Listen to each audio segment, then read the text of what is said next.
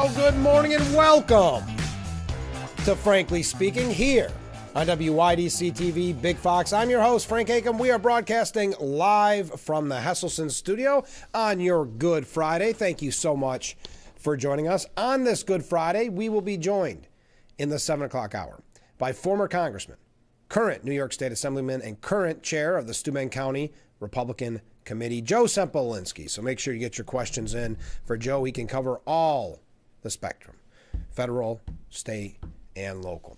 All right, let's kick off with some viewer comments. Good morning, Frank. Well, good morning, Mark. Attorney General Pam Bondi is fired, and they're saying Lee Zeldin could take her place, excuse me. I thought that was an interesting takeaway. I know it started being, and I think we talked about it in yesterday's program, it was reported that she may be ousted soon. I didn't expect her, for whatever reason, to be the second one, the after Noam, to be, fired's not the right word, because Trump said that she's going to a very important private sector job, so I don't think it's necessarily that she was fired. She's just no longer Attorney General. But yes, we'll talk about that in depth. A comment from a different viewer regarding the firing of Bondi, so maybe firing is right. I don't think Trump would have fired her if she knew of any damning evidence she knew about the president. Because now that she has been let go, if she does know of anything negative, she would be likely to tell all. So at least for now, I think Trump hasn't done anything wrong or anything he should be ashamed of. That's an interesting point. I appreciate that. And Pam Bondi, there doesn't seem to be any animosity. She spoke out for the first time after being, I guess everybody's using the term fired, leading President Trump's historic and highly successful efforts to make America safer and more secure has been the honor of a lifetime and easily the most consequential first year of the Department of Justice in American history. I remain eternally grateful for the trust that President Trump placed in me to make America safe again. Trump's decision to axe Bondi came weeks after making the first cabinet-level firing of his administration with Kristi Noem, who, by the way, is now serving as a special envoy to the Shield of the Americas. And she's got a lot on her plate as well. So I'm not sure how effective she'll be at that job as of right now. But Bondi is getting a new private sector role where she will be allied with the administration, but details of that position are not fully clear. In the meantime, Trump has tapped Deputy Attorney General Todd Blanche to serve as interim AG while he decides on a permanent replacement. This is interesting. As Mark had mentioned, Environmental Protection Agency Administrator Lee Zeldin is considered a viable option. Lee Zeldin, you know the name from the EPA, but also former gubernatorial candidate. By the way, I'm dealing with allergies. You can probably hear it in my voice. So if I go to the roof camera real quick, it probably just means that I'm about to sneeze. So please bear with me. I'm doing my best, but this year has got me on the ropes with allergies. I think Lee Zeldin would be a fantastic pick, not just because he's from New York. But Bondi continued, I'll be working tirelessly to transition the office of Attorney General to the amazing Todd Blanche before moving to an important private sector role I'm thrilled about, and where I will continue fighting for President Trump and his administration. One second, have you seen Market Street lately?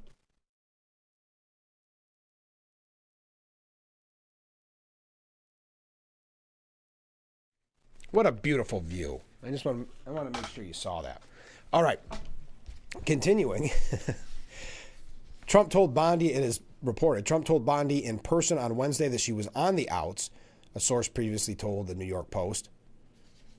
The conversation took place after the two attended the Supreme Court's oral arguments in the birthright citizenship case earlier that day. So again, it doesn't seem to be anything, even Trump's, and they don't have it here, where the exact quote. Did you remember that Pam Bondi actually got it after former Representative Matt Gaetz withdrew? Remember, that was right out of the gate, no pun intended. A lot of people, and myself included, were not happy with that pick of Matt Gaetz. It raised a lot of red flags right out of the gate for Trump, but he withdrew, and so Pam Bondi took over. Now, the speculation is, and I'd love to hear your thoughts on it. The speculation is, there's a couple different theories.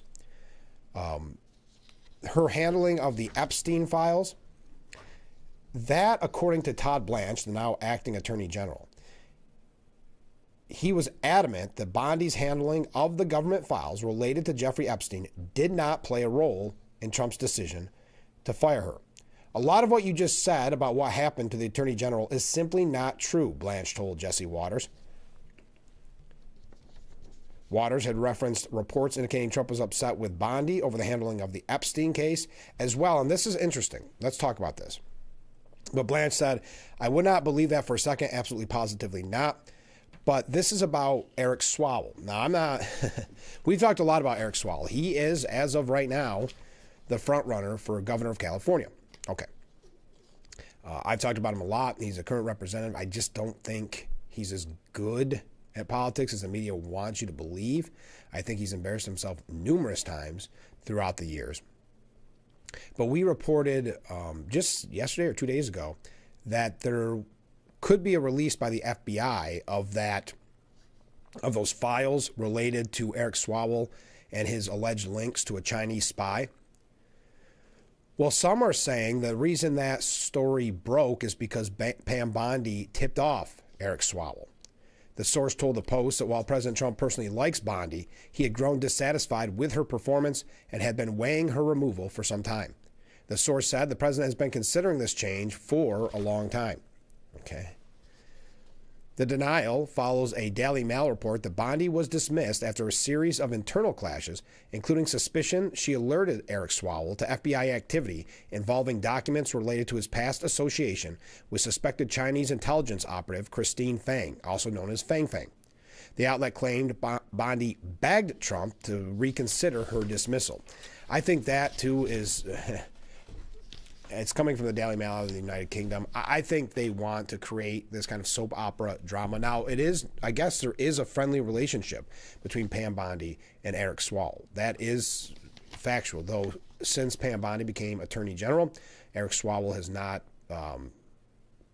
been the best of friends, we'll put it that way. Now, a spokesman for Swalwell's campaign for California governor denied that the congressman was given any insight to the release of the FBI records. We had no idea, we had no heads up by anyone in the administration. None. These stories would be laughable, if not so outrageous. An administration that is now at 33% approval is looking to blame anyone but the right people, themselves. Okay. So that's one of the theories. Eric, that one seems unlikely to me. I mean, maybe they're friends, but that seems a little bit, I don't know. I wouldn't think that, I mean, Pam Bondi, I would think if she gave Swalwell a heads up, would know that that would be just about the end of her career. Look at that view.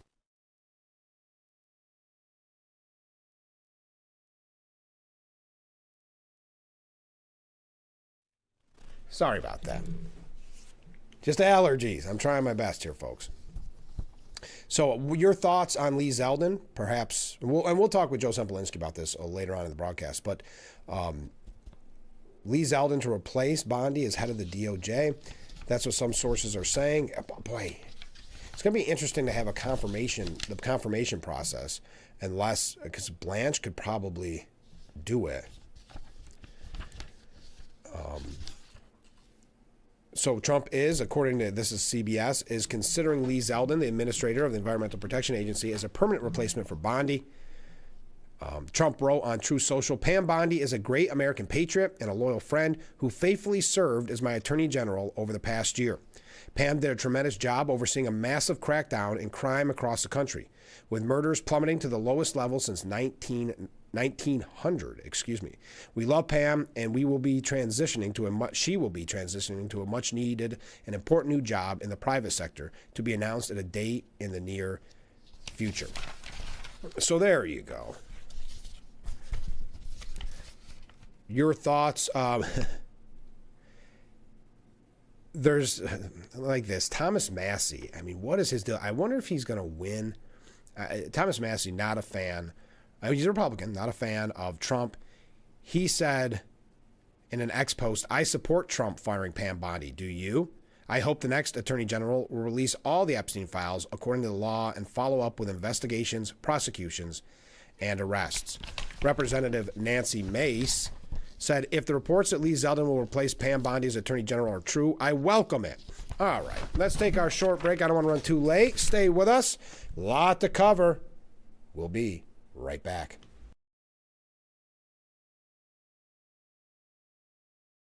Hot tubs, hot tubs, hot tubs. With Easter coming, what better way to make every day better than with a Hesselson's hot tub? During these uncertain, stressful times, what better way to relieve tension and relax those achy muscles? During Easter week, free chemicals and free steps, and the new and innovative energy-efficient smart top and hydraulic lift systems are just half price. Plus, huge, unprecedented discounts on 2025 models as factory reps will be on hand. Hesselson's Easter week hot tub sale is going on now through Saturday at 5 p.m. After 70 years, it's still fun to poke in the corners at Hesselson's. We are the keepers of the wild, America's original and most invested conservationists. For more than 80 years, we've been committed to conserving wildlife and the natural landscapes that define our nation. From rugged alpine ridgelines to peaceful tall grass prairies, we've supported the conservation of more than 36 million acres of American wildlands. Our funding has led to cleaner water, fresher air, and improved wildlife habitat. From abundant fish and waterfowl populations to robust deer and elk herds, nothing is more important than maintaining wild spaces for adventurers to explore and wildlife to thrive. We are America's hunters and target shooters, stewards of the American outdoors.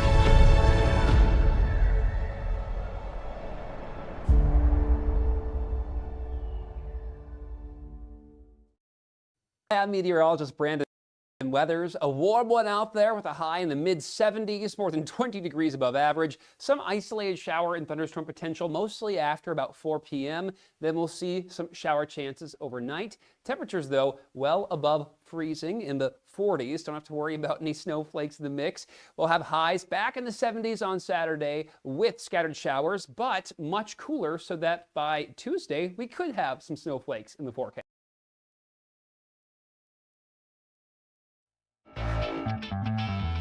The Frankly Speaking Roof Cam. Brought to you by Boss Security and Horseheads. Contact them today for all your business and home security needs. We are back, broadcasting live from the Hesselson's studio. Comment from a viewer: Bondi dropped the ball on several constitutional issues the president ran on. She also walked into a totally corrupt DOJ.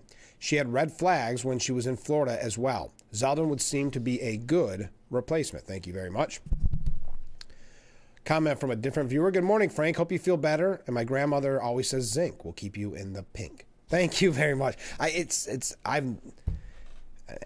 just keep getting worse every year, but I appreciate the help. We're getting there. We're getting there. Okay. Boy, I guess, you know how we talked about earlier, I think it was earlier this week, about the overuse of words in politics, or if a politician gets a certain talking point, you notice all the other Democrats and those in the media start using the same term. Well, with Bondi, the term was good riddance. Senate Minority Leader Chuck Schumer wrote, "Good riddance, Pam Bondi was the wrong choice from the start." He went on to assert that the rot at the Department of Justice began and ends with Donald Trump. As long as his focus is on using DOJ as a tool for revenge and not law enforcement, the cover-up of the Epstein files, along with the countless other problems at DOJ, will continue. Senator Elizabeth Warren said Bondi will be remembered for blocking the release of the Epstein files, weaponizing the DOJ to go after Trump's political opponents, and handing out merger approvals as political favors.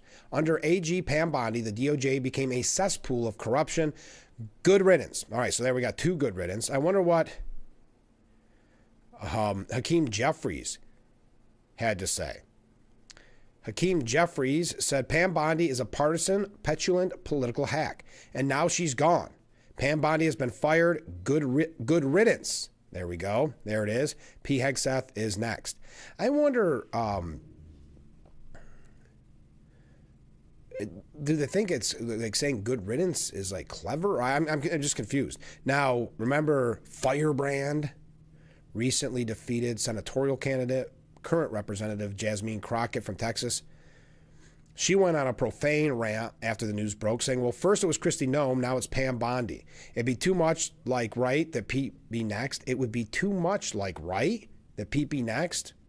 I don't know. I'm going to fall into this trap again, quoting Jasmine Crockett. Okay. Well, first it was Kristi Noem, now it's Pam Bondi. It would be too much like right that Pete be next. I see a theme. He will throw the incompetent women under the bus a lot faster than the incompetent men. Well, I'm not done. Again, Jasmine Crockett. Let's just agree that America needs a do-over. The president nominated these awful people. The Republican-controlled Senate confirmed them. And while too many people thought we should give this much power to the blanker, 6 times bankruptcy filing, 34-count convicted felon bestie of Epstein, we need a do-over, but only if America would do better. That sounds typical. Good for failed senatorial candidate, Jasmine Crockett. Who else we got here? I think we've heard enough.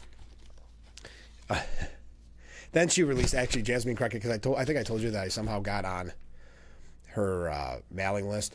So she did send out a press release that was a little more, we'll say subdued, but I'm not going to read that. Now, also, on top, and we can continue to talk about Pam Bondi. Feel free at any time. Oh, that's a good point. This comment from a viewer. I can hear the View now. Not that I will ever watch them. Trump is now showing his hatred toward women. Yeah, you raise a good point. I mean, that's what Jasmine Crockett was, right? That's what her statement was, that 2 incompetent women got fired, but not incompetent Pete Hegseth. Okay. I guess they're trying to make a sexist, but then she's calling them incompetent. So is that sexist in and of itself? That's kind of getting confusing, isn't it?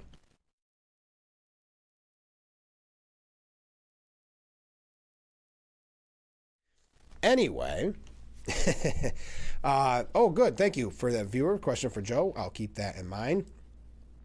Okay. Speaking of Pete Hegseth, he has been ousted. Or not, he has not. He ousted, Army Chief. Wow, that was false news. Fake news. Hegseth ousted Army Chief of Staff General Randy George. This broke last night. He has asked Army Chief of Staff General Randy George to step down and take immediate retirement. Sources familiar with the decision told CBS News. One of the sources said Hegseth wants someone in the role who will implement President Trump and Hegseth's vision of the Army. Chief Pentagon spokesperson Sean Parnell said in a statement that George will be retiring from his position as the 41st Chief of Staff of the Army, effective immediately. The Department of War is grateful for General George's decades of service to our nation. We wish him well in his retirement. A senior Defense Department official told CBS News, "We are grateful for his service, but it was time for a leadership change in the Army." 2 other Army officers were removed from their roles, according to 3 sources familiar with the matter. General David Hodney, who led the Army's Transformational and Training Command, and Major General William Green, who headed the Army's Chaplain Corps. Okay, that makes sense considering the changes that Hegseth wanted to make to the Chaplain Corps. Now, George previously served as the senior military assistant to Defense Secretary Lloyd Austin from 2021 to 2022 during the Biden administration after decades of service. A career infantry officer and West Point graduate, George first served in the First Gulf War and the more recent conflicts of Iraq and Afghanistan. The Army Chief of Staff typically serves a 4-year term. George was nominated for the position by President Joe Biden and confirmed by the Senate in 2023, meaning he would typically have held the position until next year. The current Vice Chief of Staff of the Army, General Christopher LaNeve, who was formerly Hegseth's military aide, will be acting Army Chief of Staff. He previously served as the commanding general of the Army's 82nd Airborne Division from 2022 to 2023. Parnell said LaNeve is a battle-tested leader with decades of operational experience and is completely trusted by Secretary Hegseth to carry out the vision of this administration without fault. All right, there you go. Also, if we're talking about the Secretary of War, I know we're moving along quickly here. On Thursday, Secretary of War Pete Hegseth announced his signing of a memorandum ending the blanket gun-free policies on military bases in the U.S. He made clear that the right to self-defense comes from God rather than government. Quote, the Second Amendment of our Constitution enshrines the right of all citizens to carry weapons to protect themselves, their families, and their countrymen. He pointed out that warfighters are no less entitled to keep and bear arms than any other American. Yet our bases across the country have become gun-free zones. Hegseth made clear the memo he is signing will ensure that service members will be able to have their Second Amendment rights on post. The memo signed by Hegseth directs installment commanders to allow requests for personal protection to carry a privately owned firearm. Affirming your God-given right to self-protection is what I'm signing today. On that note, let's take a short break. Keep those comments, keep those waves coming in.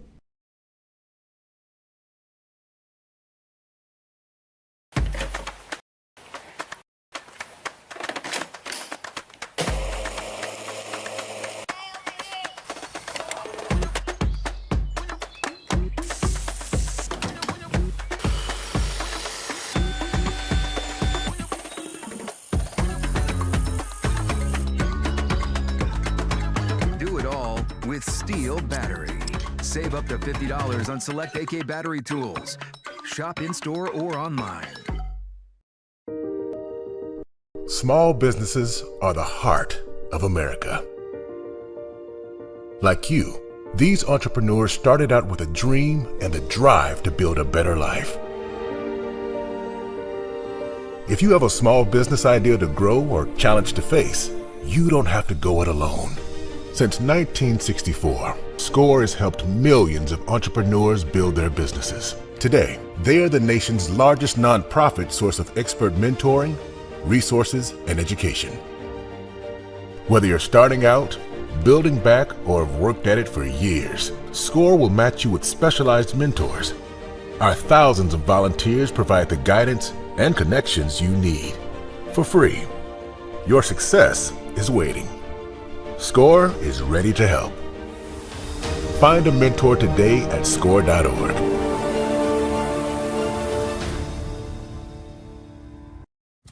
There have always been a few ready to fight and win. Since 1775, these few have been Marines, and they come from across this land to defend the future of our nation.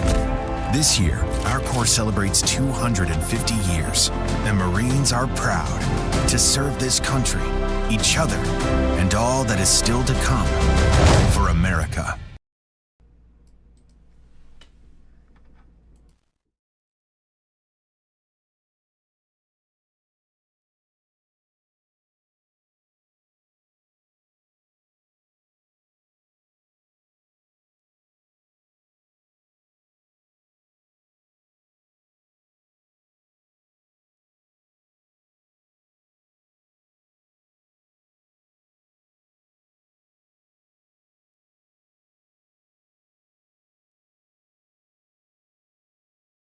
Frankly Speaking Roof Cam, brought to you by Boss Security in Horseheads. Contact them today for all your business and home security needs. Oh, we have a Climate Fact Friday, Bob, we'll get to here in just a little bit.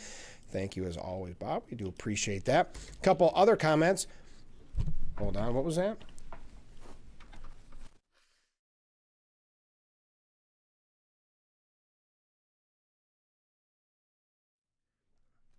All right, good riddance to Crockett. Why is she still in office? Well, she ran for Senate, but she's still a representative in Congress. And I have a feeling since she lost that primary, I don't know how it would work in Texas. I tried to look it up real quick. I would assume she's probably just running for re-election to her position in Congress. That would be my thought. For that matter, or they continue, for that matter, why is James still in office? As for firing women, if you're not doing the job, you go away. Yeah, Trump, it's not. That's a stretch. They're just trying to make it a point about women because of Noam, which Noam, let's face it. I mean, I know. Let's get down to brass tacks. Never mind what's going on with her life right now. But it was time for her to go. I just don't ever think she was that effective in the job. She wanted to make it all about herself. As a matter of fact, they say, and it's all conspiracy theory, that they think this scandal, quote unquote scandal with her husband, could be good because it could give her some, this is her mindset, get her sympathy and then maybe be able to divorce him and then still run for the White House. She has, what I'm trying to say, she has this kind of delusion of grandeur. So I don't think any of us were surprised that Noam was gone. I think when we learned not only how bad she handled the question about Lewandowski, but when she handled the question about the huge ad buy and said that Trump approved it, that her days were numbered. So I'm not surprised that she was gone. Pam Bondi I was a little more surprised by, but it has nothing to do with them being women. I don't even understand that. But all right, a comment from a different viewer. Zysol works great for allergies. I take it and it relieves allergies. Great. Thank you. We just did a commercial. I appreciate that. I will look into that after the broadcast. Any news on trapped tourists in Mexico? No, I don't have any news on that. I don't. I can look during the next break. All right, a couple of quick things, and we are going to talk about Iran. We don't have a lot of time this morning because Joe normally joins us, Joe Semplinsky, right around 7 a.m., give or take. We're learning, and this is starting to become a trend, according to a report, the Pope Leo, is going to antagonize conservative American Catholics in his Easter address. The pontiff is expected to talk about peace and his opposition to the Iran war during his speech on Easter Sunday from the Vatican. Vatican. Why did I say that so weird? All right, we'll keep an eye on that. I'm sure we'll be talking about it. Is that the right word, though? Antagonize conservative American Catholics? Well, we will, I'm sure, talk about that on Monday. Trump's ballroom, by the way, got the green light from a loyalist stacked commission. How do you like how CNN does that? Again, isn't it, I know I've said this a million times, when there's these loyalist stacked commissions, is he the only president to ever want loyalists around him? I'll let you ponder that question as I sneeze.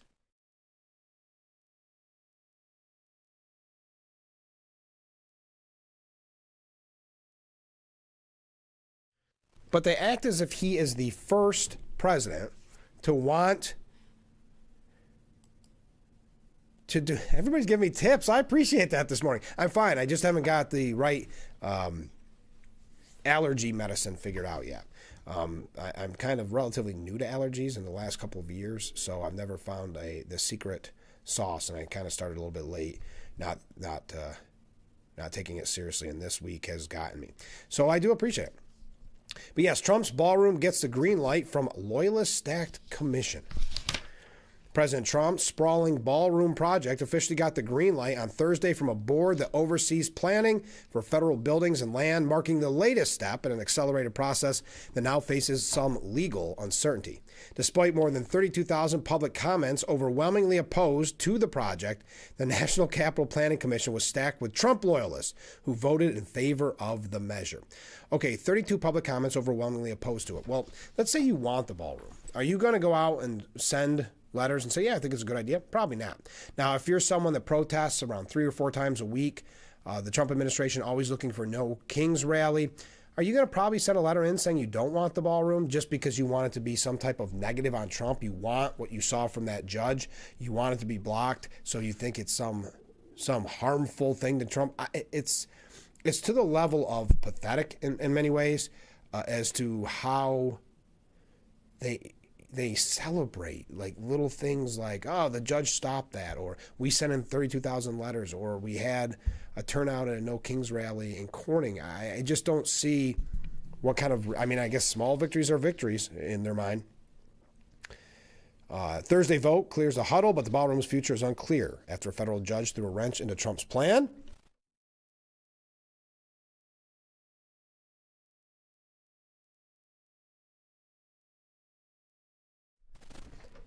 When he ruled earlier this week that construction must stop until it's approved by Congress. Quote, the President of the United States is the steward of the White House for future generations of first families. He is not, however, the owner, Judge Richard Leon said. He added, unless and until Congress blesses this project through statutory authorization, construction has to stop, exclamation point. Anyway, so his loyalist back group approved it. Approve that hurdle. Again, I didn't realize Biden, Obama had all these people around him that were Republicans. Whether it was committees, whether it was cabinet members, I just didn't realize that they had people that were not loyal to them. That's interesting how that works. But they do say that the Congress is in no rush to authorize the ballroom. Well, they better be. Because if you wait till after the midterms and something goes awry in the midterms, then what do we have? President Trump isn't inclined to seek congressional approval for his controversial $400 million White House ballroom, and that many lawmakers are not inclined to give it. A federal judge ruled on Tuesday they must obtain congressional authorization. We know that. Now, Trump, referring to the judge, said, in the ballroom case, the judge said we have to get congressional approval. He is wrong. Congressional approval has never been given on anything in these circumstances, big or small, having to do with construction on the White House. In an interview with the Washington Post, lawmakers and aides said that Trump was wrong about Congress's role. Anyway, you get the idea. I'm telling you, if the Republicans in Congress who have the majority can't get that approved, I don't even know what we're talking about here. Also, we're going through some updates quickly. I understand. J.D. Vance is going to visit Hungary and meet with Prime Minister Viktor Orban and give remarks on the partnership between the U.S. and Hungary. Second Lady Usha Vance will be traveling with the Vice President when he goes from April 7th through the 8th, according to a statement by Vance's office. The trip comes just days before Hungary's election. President Trump endorsed Orban in a lengthy social media post last month, calling him highly respected and a truly strong and powerful leader with a proven track record of delivering phenomenal results. He fights tirelessly for and loves his great country and people, just like I do for the United States of America.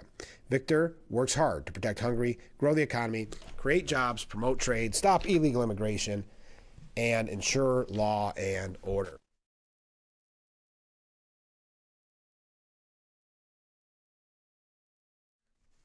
I know, this is for the birds. We're getting there, folks. We're getting there. The allergy medicine is going to kick in any moment now.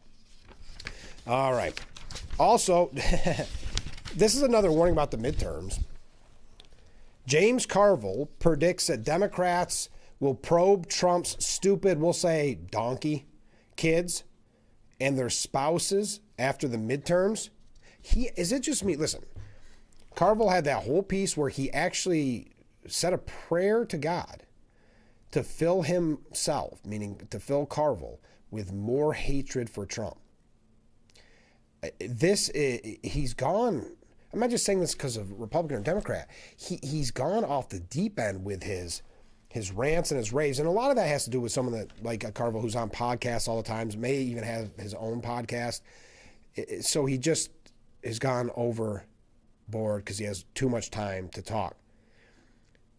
He said that it would feel politically like getting punched in the mouth by Tyson when Republicans get defeated in the upcoming midterm, is his thoughts. He also said, let's talk about the future, your post-November future. He said, the Democrats are going to investigate you to no end. You're going to start going after you, and they're going to start figuring out where all the money stolen is. What? Then they're going to go after the stupid donkey kids and their spouses and all the other baloney that you see. And they're going to investigate the blank out of you. Before the 2024 election, Carver warned that if Trump won, he would mass arrest his critics in the media. Now, in a widely criticized term in office, Carville is singing a different tune, where it is actually Trump who will be the one facing legal prosecution. Yeah, isn't that interesting? So Trump is going to go after everybody. Now it's different. One theory he has floated several times is that Trump will be so stymied by November's defeats that he will voluntarily resign early, having his replacement, J.D. Vance, pardon him on the way out. Okay. But Carville warned in a Tuesday video that it's not just to be domestic courts coming after Trump. Quote, when it comes to the stuff you're doing in Iran, I got to tell you, you're getting really, really, really close to war crimes here. You're probably going to cross that line. And the one thing the Democrats are going to insist on in the 2028 election is that you're indicted by the international courts. And I think in The Hague or something in the Netherlands. We're not going to protect your blank, not going to protect you. You know who's going to turn on you? What's left of the Republican senators. Wow. They're just admitting that, I mean, listen, the lawfare was what really helped Trump win the White House in the first place. But apparently they're signaling that that's nothing. You've seen nothing yet if they get the majority. Keep that in mind. And keep in mind what will happen if a Democrat gets elected in the near future. You can imagine, I mean, they're going to go after their quote-unquote enemies. They make that crystal clear. There's not going to be a ballroom. If it ever gets approved, it will be torn down. The list will go on and on. But we got to take a short break. Stay with us. We'll be right back with Frankly Speaking after this.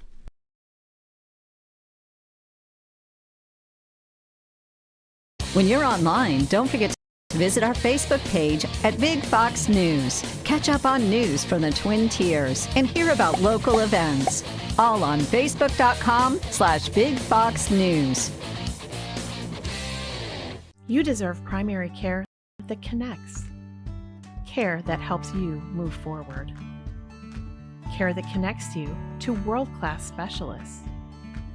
Care that connects you to providers who are part of your community. And care that connects you to the life you love. Because great healthcare comes from providers who care about connection just like you. Find your primary care appointment at centralishealth.org/schedule. It's the last tea party for Crystal with Miss Marshmallow. Oh, wow. And Sarah's first day of management training at Goodwill. When you donate to Goodwill, you help provide skills training and career placement. And the things you love start a new life too. Today's students are tomorrow's great thinkers and innovators. What can this fall teach us about the way things move? But right now, millions of kids go to schools that don't have the supplies they need just because of where they live. Donors Choose is a nonprofit that lets you support students and teachers in your community and beyond. You could supply a classroom like this one with a project. But what you're really giving is the moment that sparks a brighter tomorrow. Learn more at donorschoose.org.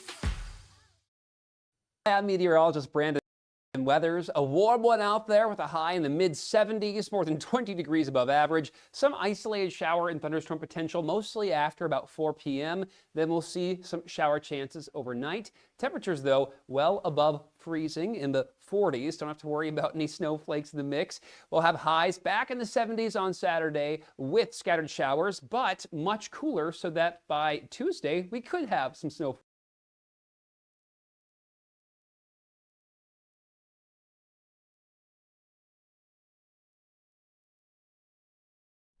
The Frankly Speaking Roof Cam, brought to you by Boss Security and Horseheads. Contact them today for all your business and home security needs. We are back, broadcasting live from the Hesselson's studio. Some comments from viewers. So crazy how they spin things with the loyalist remarks. I don't know about you. When I choose friends, I hope they're loyal. When I want them to be, yeah, this idea that the president is supposed to choose somebody that is disloyal to him, it's such a corny talking point. It's how they show that they're grasping at straws. Comment from a different viewer. Does rinsing out the nasal passages help with allergies? I don't know. I haven't tried it. Maybe I should. Next up, my opinion is that James Carville, like all radical leftists, are shallow-minded thinkers. All right. Speaking of leftists, Democrat sidesteps Hakeem Jeffries in a debate with the GOP. The Democrat nominee in a special House election in New Jersey repeatedly dodged questions on Wednesday about whether he would support Hakeem Jeffries for Speaker. Interesting. We know, I'm not going to talk about that too much, but we know that there's a lot of calls for Chuck Schumer's ouster. Very interesting. All right. Here's one for you. Well, here's a couple quick things, because we talked about Bondi being out. If you're just joining us, I'm sure you know that by now. Todd Blanchett taking over her spot temporarily. Sounds like Lee Zeldin could be on the short list. Very interesting there. Well, they're saying that Trump polled his advisors about replacing Tulsi Gabbard as intelligence chief. Now, this is anonymous sources, so take it with a grain of salt. You know how they do this.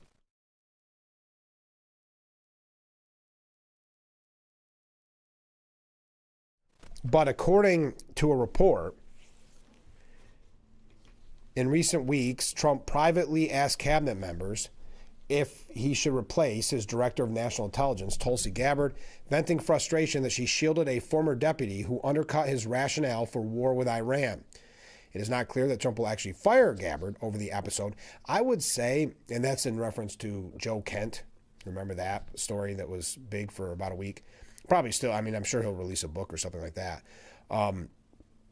I guess if I was on a betting man a week ago and you asked me who would be out after Nome, I probably would have guessed Tulsi Gabbard. Not because I don't think she's doing a good job. She's just been so quiet, and there hasn't been a lot of talk about her. Maybe that's a good thing, right? Trump also joked about firing Carolyn Leavitt. He'd lose a lot of people on that one. She's doing a great job. Carolyn Leavitt, and it was a joke, but the media's trying to run with it. He claimed that he received between 93 and 97% negative media coverage. This is what Trump was talking about at the Oval Office. And he said, maybe Carolyn's doing a poor job. I don't know. Trump said jokingly, you're doing a terrible job. He then quickly followed up by saying, shall we keep her? I think we'll keep her. How's Carolyn doing? Is she doing good? Should Carolyn be replaced? That will never happen, he said. All right. So Trump having a little fun there. Hold on.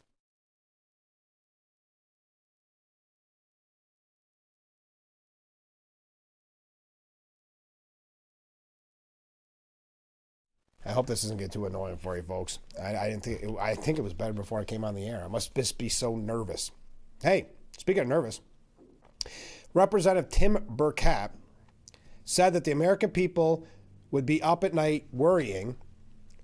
Oh my gosh.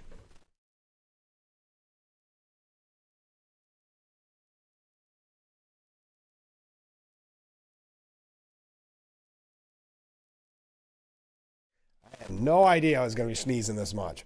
This is the worst it's been. Huh. Anyway. So he said that you would be up at night worrying if you knew the truth about alien life. How appropriate for a Freaky Friday here. I've been briefed by, it's actually Good Friday. I've been briefed by just about every alphabet agency there is. And I'll just say this. If there were to release the things that I've seen, you'd be up at night worrying about, thinking about this stuff. Why do people keep saying this? And then we never get any information. It's almost like Burkett wants to scare you and then move away and say, never mind. All right, let's talk about Iran. Let's talk about some other international issues. Why don't we take a break? Don't forget, we've got a Climate Fact Friday Bob comment coming up. That'll be coming up. Also, as I mentioned, Joe Sempolinski is going to have to deal with my sneezing. He'll be in the 7 o'clock hour. So don't forget about that. We've got a lot to ask him about. That is for sure. Yeah, let's take a short break. I don't want to run too late. Stay with us. We'll be right back with Frankly Speaking after this.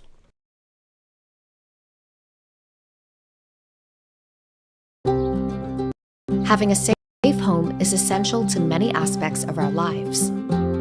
From a sense of community and safety, to physical and mental health, to economic security and independence. Most homes in our communities are not accessible and are not designed to accommodate the changes that come with age, including the risk of falling.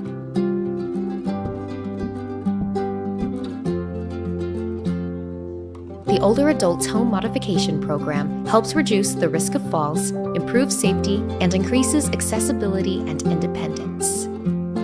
Through this program, Rebuilding Together works with older adults to provide no-cost preventative home repairs so our neighbors can safely age in place in the homes and communities they love. To learn more, visit rebuildingtogether.org/safeathome. Hot tubs. With Easter coming, what better way to make every day better than with a Hesselsen's hot tub? During these uncertain, stressful times, what better way to relieve tension and relax those achy muscles? During Easter week, free chemicals and free steps, and the new and innovative, energy-efficient smart tub and hydraulic lift systems are just half price. Plus, huge, unprecedented discounts on 2025 models as factory reps will be on hand. Hesselsen's Easter week hot tub sale is going on now through Saturday at 5 p.m. After 70 years, it's still fun to poke in the corners at Hesselsen's.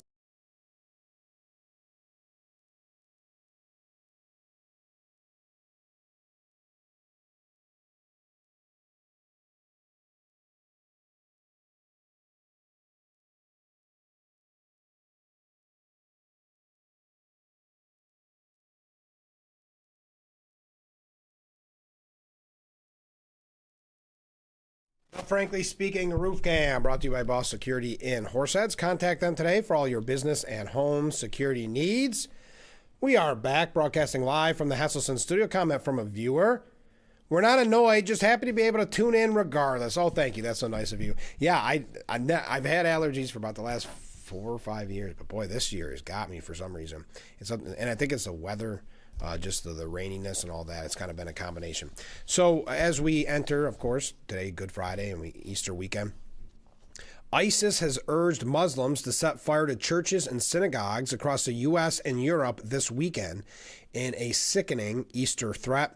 The Islamic terror group issued the callous call made in response to Israel's closing of the Al-Aqsa Mosque in Jerusalem in the latest edition of its weekly propaganda outlet, Al-Naba, released on Thursday. In the face of the tragedy of the closure of the Blessed Mosque, it is incumbent upon Muslims everywhere, those who yearn to come to the aid of the site of their prophet's night journey, to rise up and set fire to the Jewish synagogues scattered across America, Europe, Russia, India, and elsewhere, ISIS declared.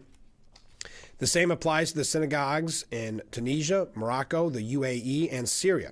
Their locations are well known, and their details have been published. They called for similar attacks on churches. The Twisted Propaganda paper also called for attacks on Jewish gatherings around the world, ordering its supporters to emulate the action of the Sydney Heroes, a disturbing reference to 2025's Hanukkah terror attack in Australia that left 16 people dead, including one of the gunmen, and 40 wounded.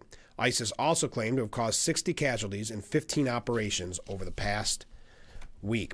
All right, in Iran's biggest bridge near Tehran has crashed down in a stunning scene on camera following reports of U.S. airstrikes. President Donald Trump announced Thursday as he pressed the regime to make a deal before tensions escalate further. The B-1 highway bridge, a key link between Iran's capital and the western city of Karaj, is considered the tallest in the Middle East and was only inaugurated earlier this year.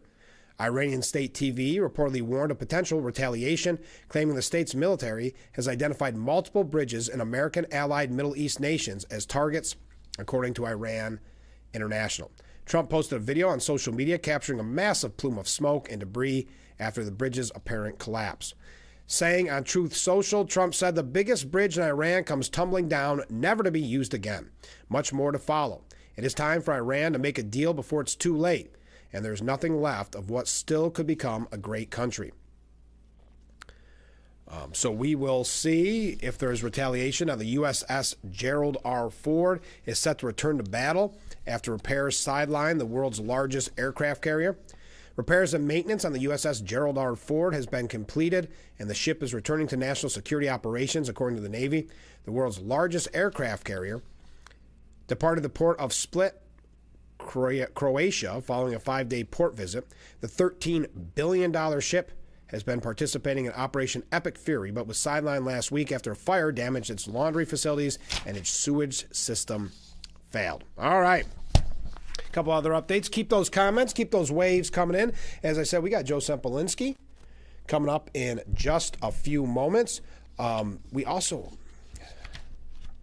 I'm not going to have time to get to it, am I? Well, maybe we'll save it for... There's a couple of Blakeman questions we have for Joe. If you have questions for Joe, it's not too late to get them in. We'd love to hear from you. When we come back, we're going to wrap up hour number 1. Comment from a viewer. Set fire to a place of religious worship, and to think that these are the type of radicals that Democrats want to protect. Yeah, it's scary. It's terrifying on Easter weekend. We do have a Climate Fact Friday, Bob, coming up as we wrap up hour number 1. Get your last-minute comments in, your last-second comments in, because we will have Joe Sempolinski here at some point. So stay with us. This is, Frankly Speaking, here on WYDC TV, Big Fox.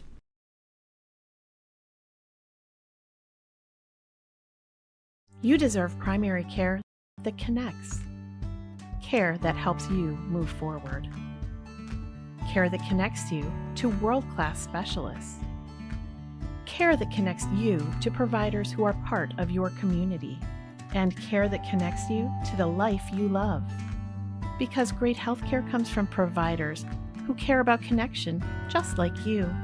Find your primary care appointment at centralishealth.org/schedule.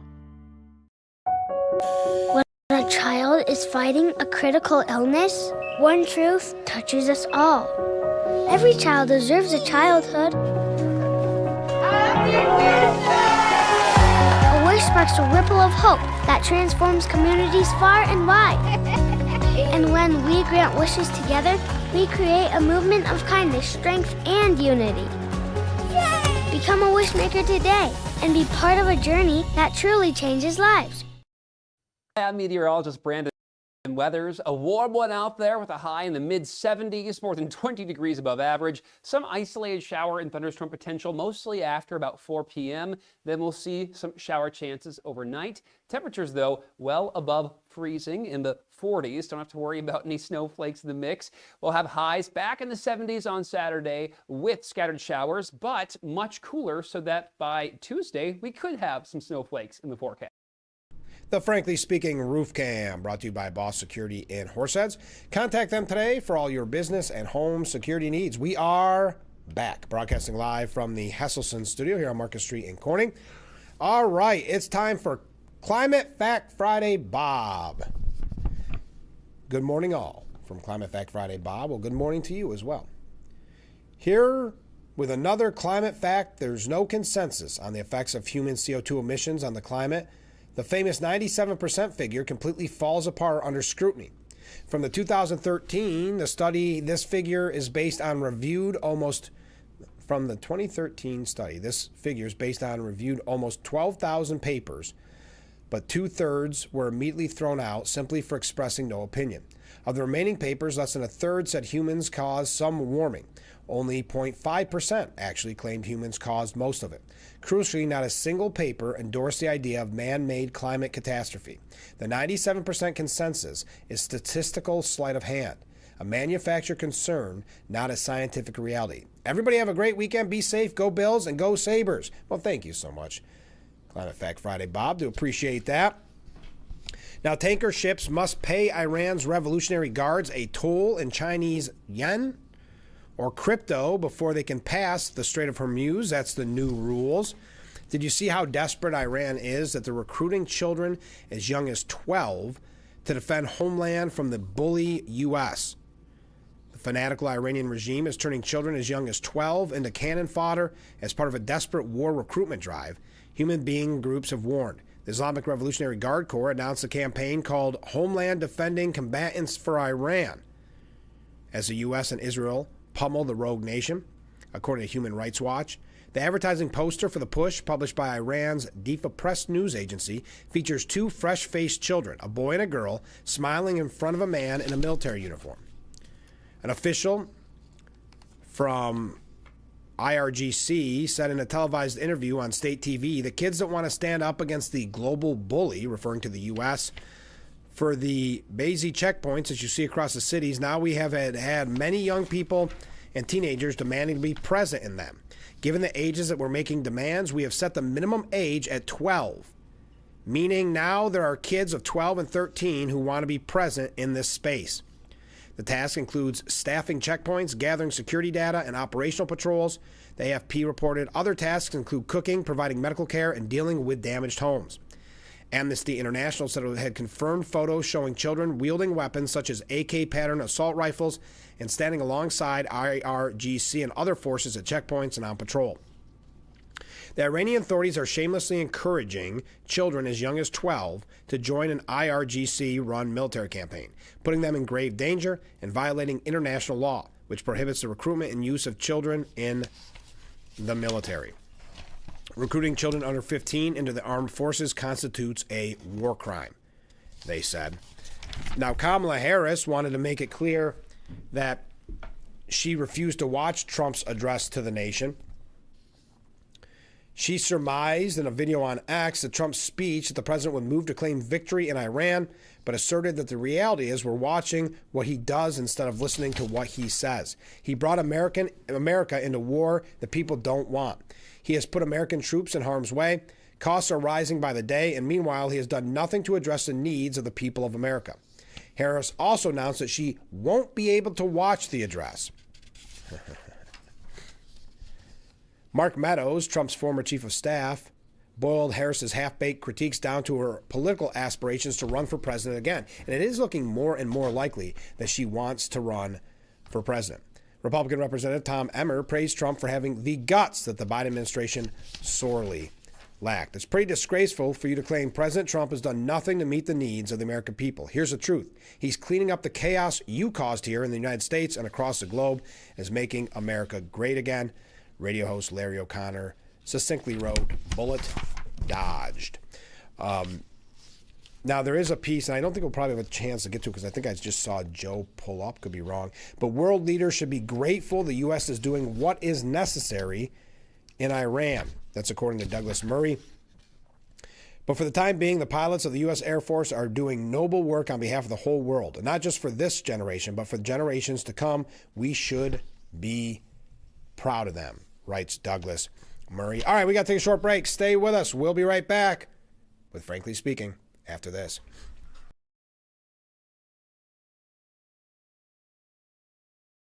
Don't forget to visit our Facebook page at Big Fox News. Watch news from the Twin Tiers and catch local events on Facebook.com/Big Fox News.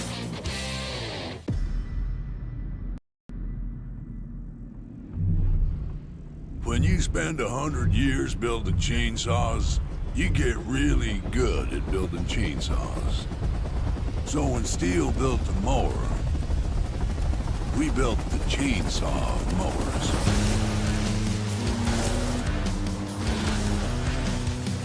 New blade, same bloodline. I was diagnosed at 65. 37. Earlier than most. Every 9 minutes, someone is diagnosed with Parkinson's disease. And every one of them can turn to the American Parkinson Disease Association. Visit apdaparkinson.org to learn more and show your support today. Tide isn't just a gentle ebb and flow. It's a mighty force of change. Just like the tide shapes our shorelines, we can shape our planet's future and protect the world's oceans from its biggest threats. Help us turn the tide.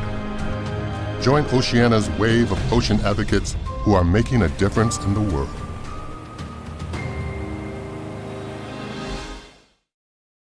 I'm meteorologist Brandon Weathers. A warm one out there with a high in the mid-70s, more than 20 degrees above average. Some isolated shower and thunderstorm potential, mostly after about 4 p.m. Then we'll see some shower chances overnight. Temperatures, though, well above freezing in the 40s. Don't have to worry about any snowflakes in the mix.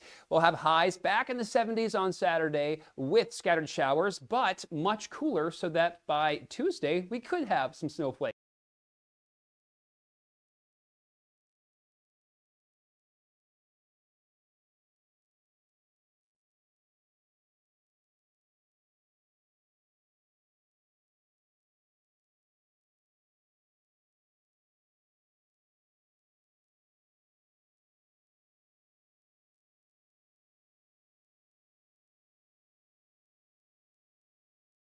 And we welcome you to hour number 2 of Frankly Speaking here on WYDC TV Big Fox. I'm your host, Frank Ancom, and in the Hesselson studio, we have former congressman, current assemblyman, current chair of the Steuben County GOP, and temporary U.S. Attorney General, Joe Sempolinski. I'm not even a lawyer.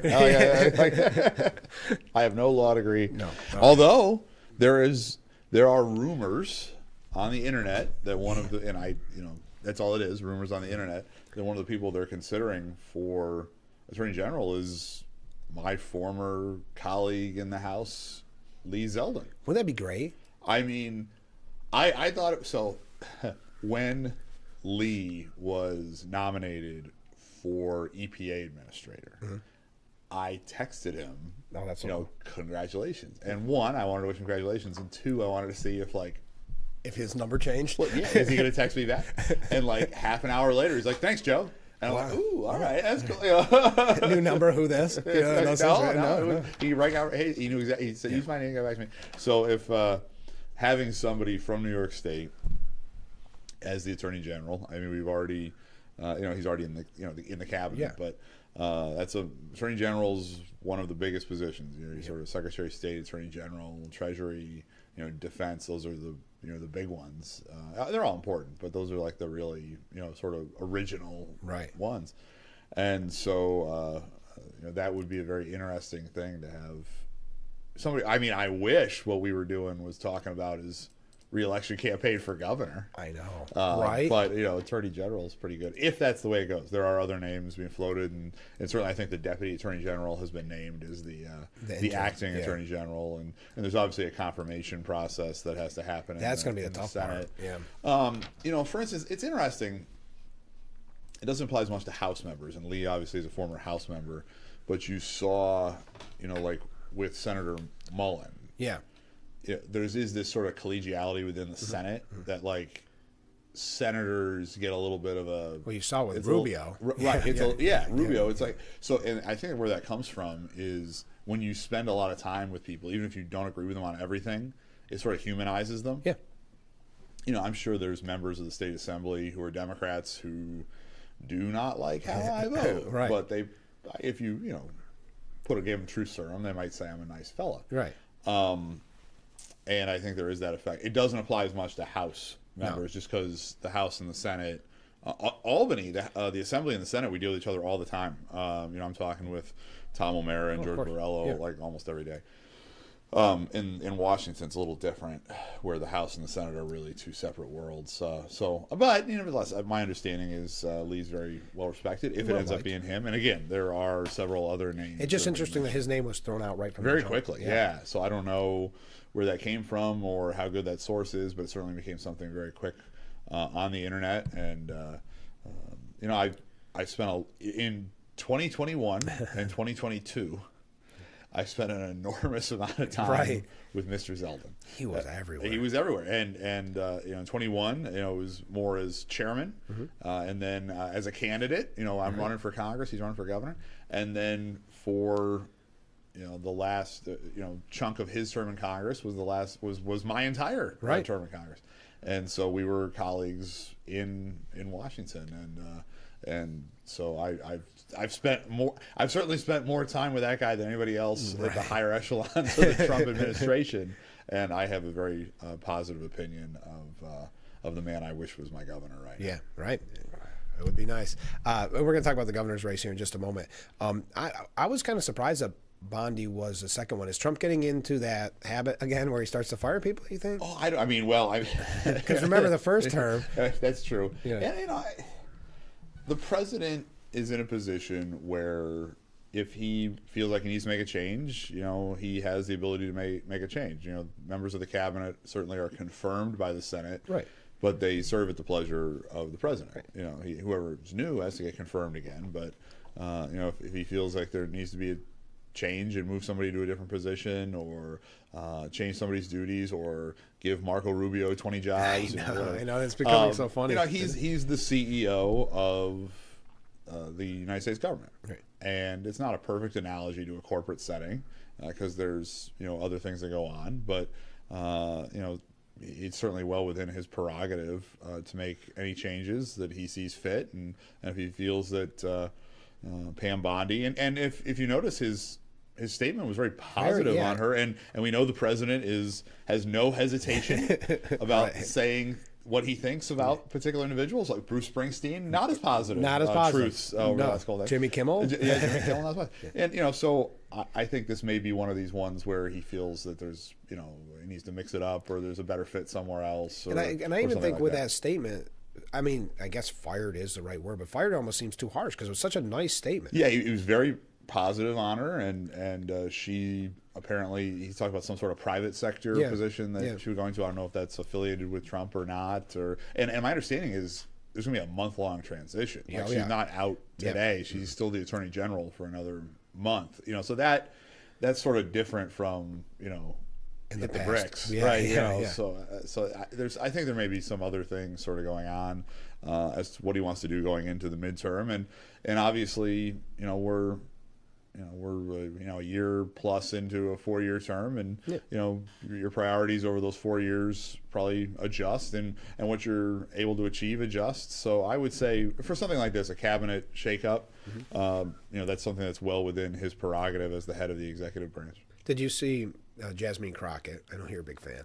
Did you see her statement? I've said that twice. Keep bringing her up. I love quoting her. I love quoting her. But her, and we talked about it earlier in the program this morning, she's trying to make it a sexist thing. So she said 2 incompetent women have been fired, but not an incompetent man in Pete Hegseth.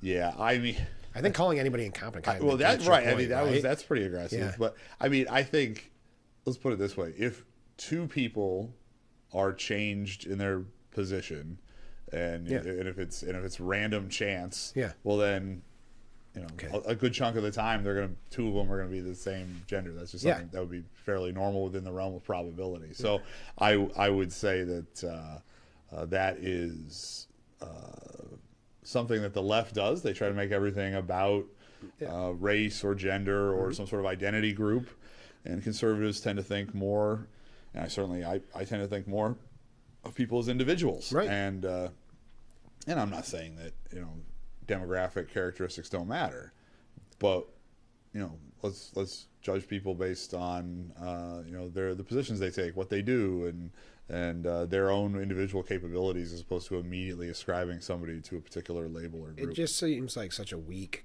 low-hanging fruit argument. You know what I mean? It's so cliche at this point. No one even takes it seriously. I would agree with that. Yeah.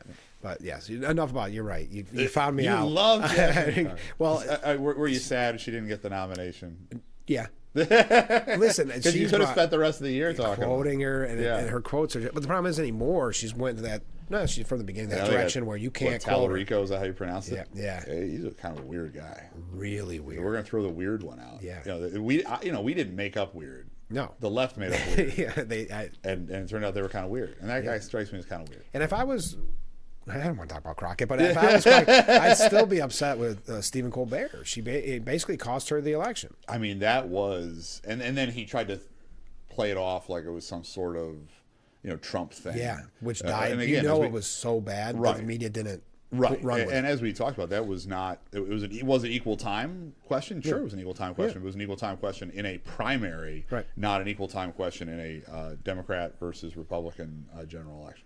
Now, not to jump from Jasmine Crockett to international news, there's no, I don't know how that's ever been done. But what did you think about the president's address to the nation? Yeah, I think what he's trying to do is, you know, sort of explain where he's at and where he's going, right? Which anytime you're in a time of war, especially one that sort of, I think, caught maybe some people in his base a little bit by surprise. Sure. Because obviously there's a lot of people within, you know, the president's, you know, support that are, you know, skeptical of foreign intervention, and I don't blame them one bit. So, you know, we talked about the president has the role as the CEO of the executive branch, but he also has the role of commander in chief, right? Which, you know, and these are constitutional. It's it's laid out exactly. He is the commander in chief. He is the person that sees that the laws are faithfully executed. It's well within his constitutional purview to have the lead role in those particular areas. And I think he was, you know, trying to make the case to people as to what the successes have been, right?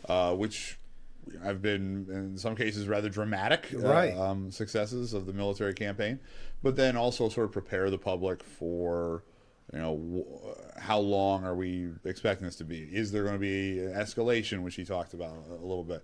So I think it's important that the president, whoever the president is, when you're in a situation where you're dealing with these sort of life or death issues, is communicative with the world. You know, it's not just the American people, but the world is watching that as best you can without compromising national security or you know, troops in the field or that sort of thing. You know, we're a democratic republic, and we want to, you know, have that sort of line of communication with our commander in chief as to what's going on. So I think those type of speeches are good.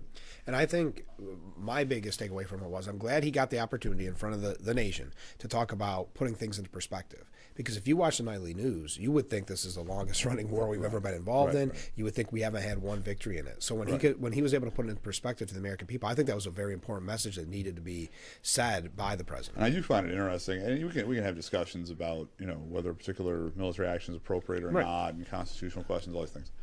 But some of the people that have been so breathlessly worked up about this never said boo when Obama did a lot more. I know. as far as who he was bombing and how often he was bombing people. I remember how upset I would get. I don't want to name names, but locally, I remember you were around at that time where there were so many George W. Bush protests, anti-war protests all the time. Right. And then Obama got in, and everybody was okay with war all of a sudden. Yeah. All of a sudden, he was nothing bombing changed. whoever he wanted. Yeah. It's interesting how they pick and choose. Just like we yeah. don't see the protests in the street in support of the Iranian people fighting the regime. Right. Yeah, and that's, I mean, these people have been brutalized. Yeah. And not in the distant past, very recently. Mm-hmm. So, we're talking about tens of thousands of dead. Yeah.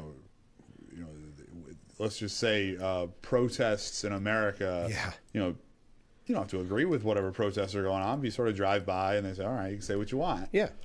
You just get gunned down in other parts of the world. Yeah. So it sort of reminds you, it's ironic that the person that some people say is apparently a king, right? You can go out and say whatever you want about him. You can go Yeah. on the television and say whatever you want about him. You can go on the street and say whatever you want about him. Yeah. That's Different set that of sort rules. of proves he's not a king, right? Yeah, I know. So we got a lot of comments come in. We'll read them when we return. Stay with us. This is Frankly Speaking.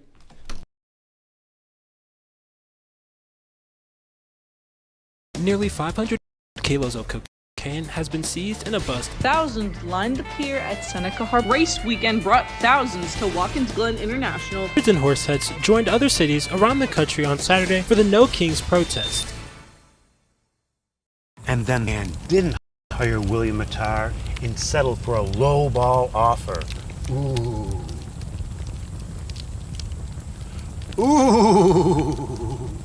Bill, that's really not that scary. Really? It gives me the chills. I mean, at William Mattar, we only handle motor vehicle accident cases, and they should have called us. Dealing with big insurance doesn't have to be scary. Rideshare truck, motorcycle, car, only call William Mattar. This year, WYDC is bringing you 25 New York Mets games free over the air this spring and summer. No fees and no subscription services. Tune into WJKP 48.2 to watch the New York Mets this MLB season. Let's go Mets!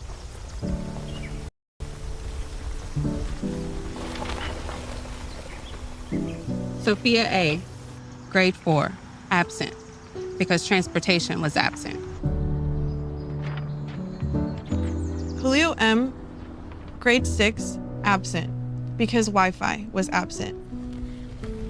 Maria J., grade 12, absent, because childcare for siblings was absent. Jacob O., grade 12, absent, because housing was absent. Aisha S., Olivia H., Darren L., Cole W., Preston L., absent. absent, absent, because healthcare, anti-bullying, mental health support was absent. We're calling roll on the 15 million absent students. Their reasons why are very real. And yet the solution is a present, caring adult to help them along their path. When communities and schools is present, 99% of our students are present and ready to learn.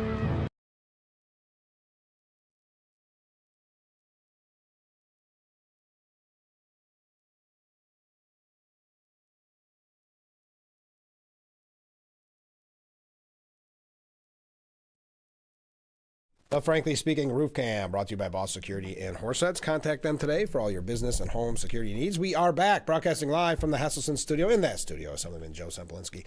All right, comments. Given the nature of the radical Iranians, I highly doubt that children are given a choice of whether or not they want to join. That was in reference to a story where the recruiting is as young as 12 years old. Oh yeah, I know that's not voluntary. Yeah, that's not go down to your local recruiter and sign up. No. in places like Iran. Exactly. Yeah. I would concur with the viewer. I'm all for the loser Kamala running for president. It would ensure a Republican win because she said she couldn't stand watching. She didn't watch Trump's speech to the nation. She was not a strong candidate. No, but doesn't it seem like she's making moves to go that direction again? You know, and right now she has the advantage of name ID, right? Yeah. Whoever ran has this name ID. Well, 120 whatever billion or whatever. Yeah. 1.2 billion.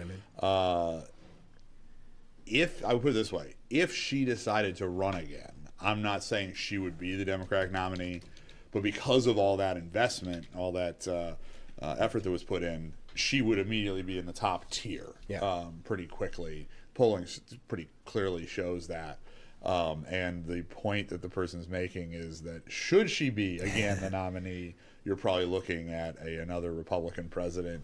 I also concur with the viewer on that particular assessment. I don't view a scenario where we end up with a President Harris. I do see Kamala looking at those numbers, even though not putting two and two together. We spent $1.5 billion in like 2 weeks. Of course, she should have name recognition. Right. I think her ego tells her that. See, they realize now. I was right all along. Yeah, I don't think the people are out there. I don't think even Democrats. There's like this clamoring. There wasn't when she got it. That's right. I mean, it's sort of an artifact of that money being spent. So yeah, she would be in the top tier, but she wouldn't be a prohibitive favorite. No. I don't think she immediately clears out, Gavin Newsom or Shapiro or Buttigieg or any of these other folks. The problem they've got is there isn't like a clear dominant front runner. Mm-hmm. So they're going to have a very competitive primary where I think on the Republican side, my assessment of the situation is if the vice president chooses to run for president, unless something really bizarre happens, he's going to be the nominee. Mm-hmm. If he doesn't, and the Secretary of State chooses to run for president, then it's probably going to be him. Like those two are clear of the field by a mile. So the only way there would be, like, I would think, either, again, we're a long way out from this, so things change very rapidly in politics. We're an eternity away from the next presidential primaries, but it's a much more sort of orderly succession at this point on the Republican side, and unless for some reason J.D. Vance, Marco Rubio wake up one day and decide they don't want to be president, right? Then it would become sort of chaotic. But I don't envision that.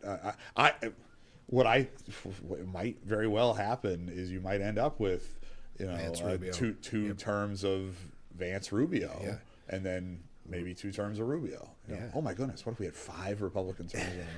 But I think you have sort of, and I'm not saying it's going to happen this way, but you have sort of this obvious solution, which is everybody moves up one slot, and the Secretary of State becomes the vice president becomes the president, and then when Rubio takes over president, then it's Barron Trump VP. That's right. We got a whole scheme. Right? We got the future. I'll figure it out. All right, comment from a different viewer. Good morning, Joe. Always a pleasure. Oh, that's very nice. Right. Another comment, Joe. I like that. That sounds positive. Unless it's like Jeb. How much did they spend for that? Remember that? Jeb! Exclamation mark. Mark says, I will not ask anyone to clap. Oh yeah, that's oh my gosh. Oh no, here's a different question. Question for Joe. Good morning to all. Joe, what's the status of Staten Island seceding from New York City? And when are you going to get the ball rolling to make upstate the 51st state? Yeah. Joe? So what's interesting about that is there are processes for that. We have had states split. The most obvious one people think of is West Virginia, which split during the Civil War from Virginia. Maine was part of Massachusetts, and for a long time, and in the early 1800s split off. So there are legal constitutional mechanisms to split states. That would be the sort of second part of the question, which is the southern tier, or upstate New York, or would you join Pennsylvania or whatever. There's all sorts of different ways you can look at it. The catch is some of the steps involve convincing New York City Democrats that it's in their interest, because it would be basically, it would have to go through the Assembly and the Senate. It would be a constitutional amendment. It would have to be an intervening election. It would have to go through the Assembly and the Senate again. Then there would be a referendum. It's not happening. And that's the first part's the problematic parts. The referendum statewide, and then Congress would have to approve it. Now, Staten Island's different because Staten Island does not seek to leave the state of New York, but there are people on Staten Island that wish they were their own city, separate from the city of New York. That would only need to be a state law.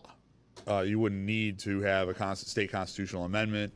And actually, Staten Island, if it became its own city, would be the second biggest city in New York. It would be bigger than Buffalo. It would be bigger than Rochester or Yonkers or any of these other top cities. So you're not talking about people talk about it as like the smallest borough, because it is. It's much smaller than the other boroughs, but we're still talking about double, not quite, sort of almost on the par of double the size of the city of Buffalo. So it could. Let's put it this way: if I lived in Staten Island, I would not want to be part of the rest of the city of New York. And I find it interesting. when I talk to my colleagues from Staten Island, so there are 4 assembly members that represent Staten Island. 3 of the 4 are Republican. Right. And for a while in the chamber, I sat next to a gentleman who is from Staten Island, Mr. Tanusis, who's also the party chairman for Richmond County, which is Staten Island. And they are, and I think this is correct, I've heard this described, so I didn't make this up, they are sort of the upstate of New York City. Okay. Or the upstate of downstate, Yeah. right? Where we have a lot more in common than we probably should, given how different Staten Island is. Sure. It's still a city, Right. and they still sort of walk and talk and act like people from New York City as far as sort of their culture and sort of the a little aggressive and these sort of things. But they're just as frustrated with the 4 bigger boroughs as everybody up here is. Right. So yeah, so I don't have a say in the sense of I'm not from Staten Island, but I would have a say in the sense that somehow that came to the floor of the state assembly. And you know, again, if I was them, I would want to split too. And if somehow magically I had a vote on that, I would certainly vote to let them be their own city of Staten Island or city of Richmond or whatever they would call themselves. And they are certainly big enough that they would be a self-sustaining city on their own. How about this? It's always a wonderful morning when I get to watch 2 of my favorite people sharing their thoughtful insights and analysis on Frankly Speaking. One, Mayor John Buckley. Is that Buckley? Yeah. And you're going to be on his show, The Pulse. I am going to be on his show. We're going to tape that a little bit later, and the mayor has a great show talking about things in and around Hornell, and also he talks about statewide stuff on the show. And so there are several fine programs on radio and television of which I am a regular guest. One of them is hosted by Mr. Buckley, and one of them is hosted by Mr. Acom, and there are others, and I enjoy talking to the folks. So shout out to the mayor. Yes. He's doing a great job. Doing a great job. That's on WLEA, and that's Saturday at 1 and Sunday at 1. Yeah. I might just be on the show next week. Oh, maybe. Yeah, you sometimes. I'll you're like his. I was going to say Ed McMahon, but you're more like Joan Rivers when Joan Rivers used to sub in for Johnny Carson. So someday Buckley's going to hate me. And then what ended up happening with. And then Jay Leno's going to take it. Yeah, exactly. So that's a mess. Yeah. So we got a great question coming up, but I want to take a break. Mark writes, and we'll just keep people hanging. What do you think of Bruce Blakeman not receiving equal or matching funding for his campaign? I'm angry about this. Yeah. So stay with us. We're going to keep you hooked. Stay with us. We'll be right back with Frankly Speaking here on WYDC TV. Big Fox.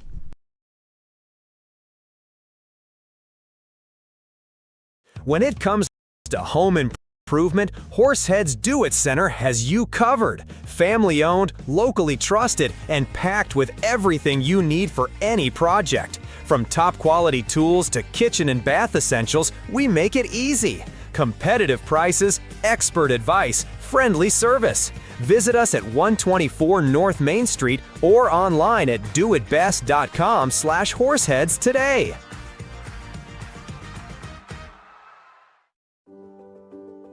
Ever lose your keys? Is that normal aging, dementia, or something else?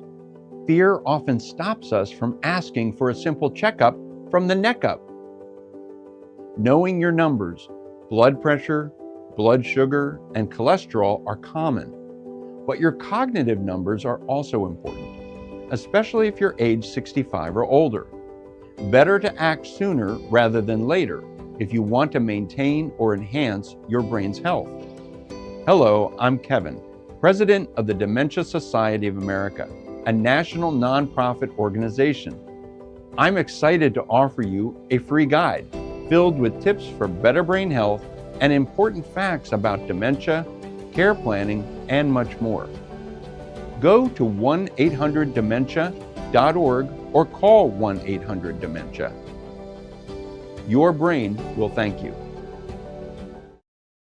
I'm meteorologist Brandon Weathers. A warm one out there with a high in the mid-70s, more than 20 degrees above average. Some isolated shower and thunderstorm potential, mostly after about 4 p.m.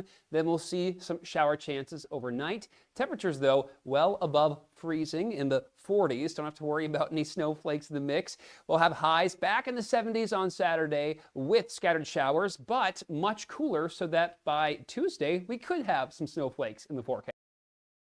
The Frankly Speaking Roof Cam, brought to you by Boss Security and Horseheads. Contact them today for all your business and home security needs. We are back, broadcasting live from the Hesselson studio.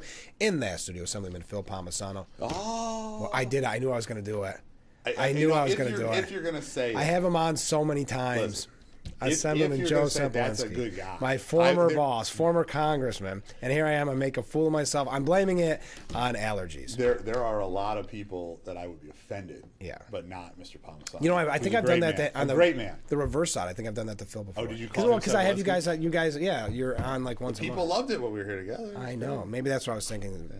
Shout out to Phil. Yeah, sorry about that. Joe Sempolinski. See, I'm so excited to talk about Phil now matching. As we talk about ranking member of the Ways and Means Committee, head of the Republican Assembly Campaign Committee. He's a big deal in Albany, Mr. Palmisano. Can't believe it. I should call it quits for the day. What do you think of Bruce Blakeman, as Mark said, not receiving equal or matching funding for his campaign for governor? I am sort of infuriated, I would say would be a good word. Yeah. This is a dirty deal. It is.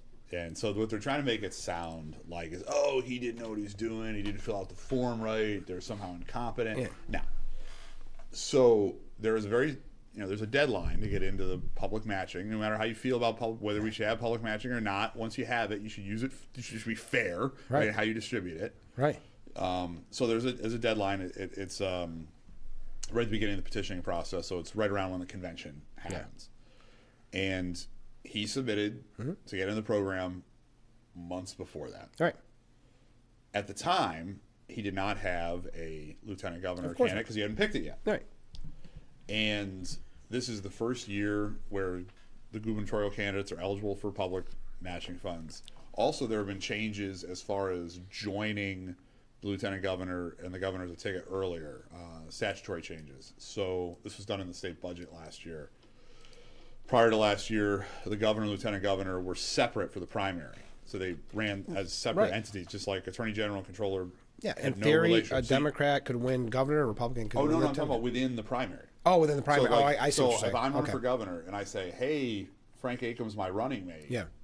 You might lose the primary for governor, and I might win. I see. Okay. And I may end up with a different running mate. Gotcha. Okay. That was the law until last year. Now they're paired. Now it's a ticket from the very beginning. Okay. I see.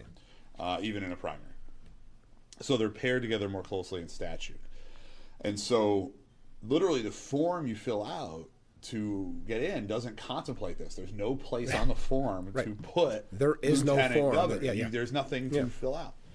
And they ruled, the commission, that, you got to put the lieutenant governor on there. And apparently never told any of the gubernatorial candidates. And of course, Hochul's not in the system. She's chosen to not receive funds for whatever strategic reason.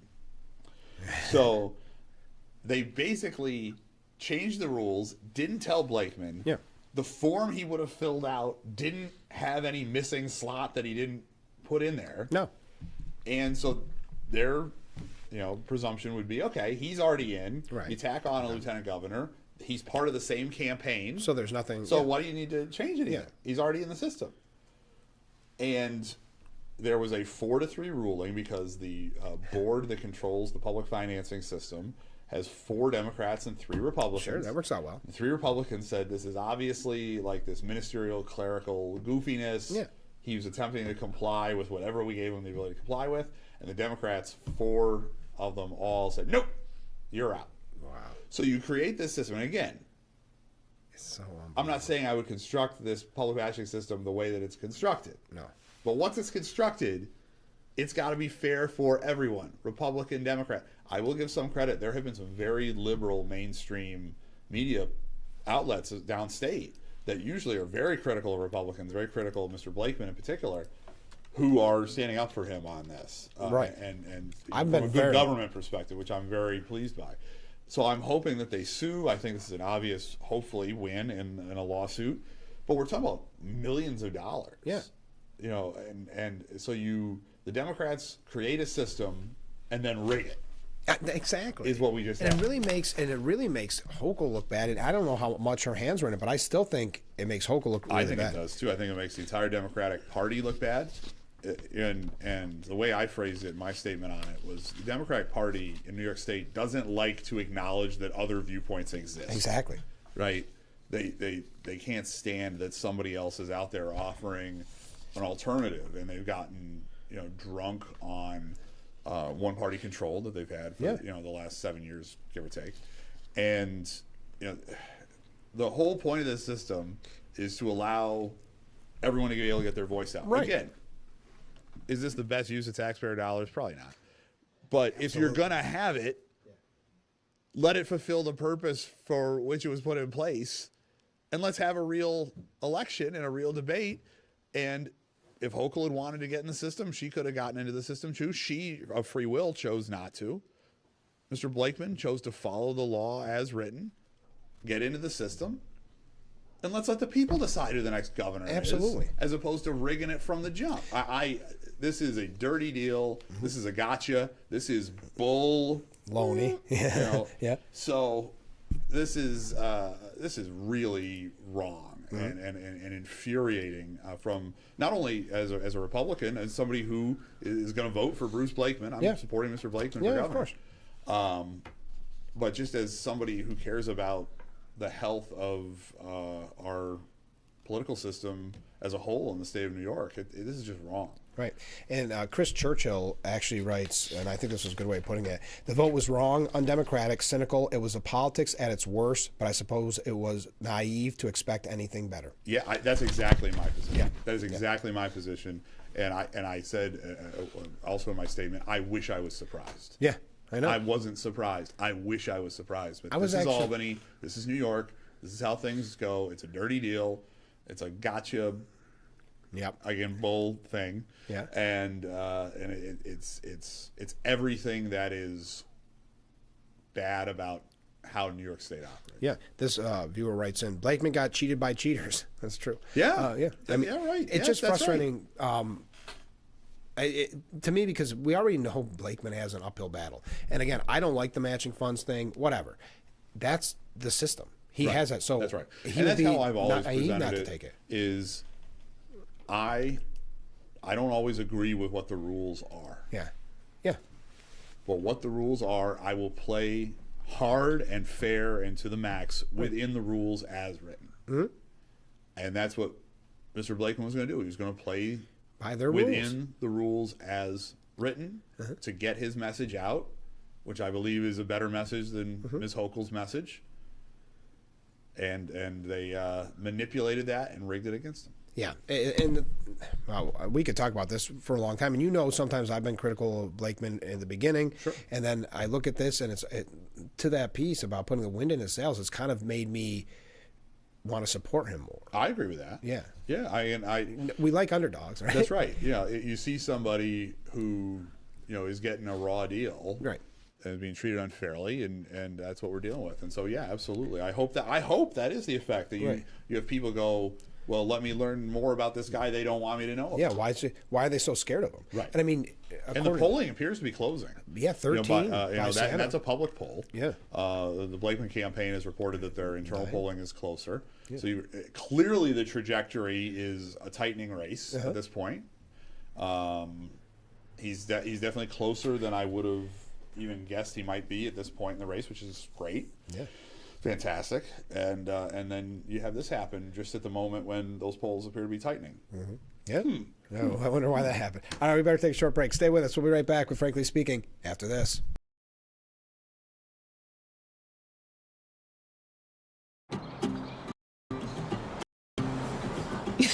It's great to catch up, Jamie. How's business? Good. Are you up to speed with the new beneficial ownership reporting requirements? Sort of. What's it about? It's a new initiative to help fight crimes like money laundering, fraud, and drug trafficking. A lot of small businesses like ours just have to report some basic info to the federal government about the real people behind them. Does that include my cafe? There are some exemptions for certain companies, but don't worry. There's lots of guidance on the government's website about who needs to file. Check out fincen.gov/BOI. Filing is easy and free. It took me less than 20 minutes. Looks like I do have to file. Thanks, Jamie. It's great having a supportive business community. Reporting beneficial ownership information helps protect U.S. national security. Filing is quick, secure, and free. And it's the law. Learn more at fincen.gov/BOI. Hot tubs. With Easter coming, what better way to make every day better than with a Hesselsen's hot tub? During these uncertain, stressful times, what better way to relieve tension and relax those achy muscles? During Easter week, free chemicals and free steps, and the new and innovative energy-efficient smart tub and hydraulic lift systems are just half price. Plus, huge, unprecedented discounts on 2025 models as factory reps will be on hand. Hesselsen's Easter week hot tub sale is going on now through Saturday at 5 p.m. After 70 years, it's still fun to poke in the corners at Hesselsen's.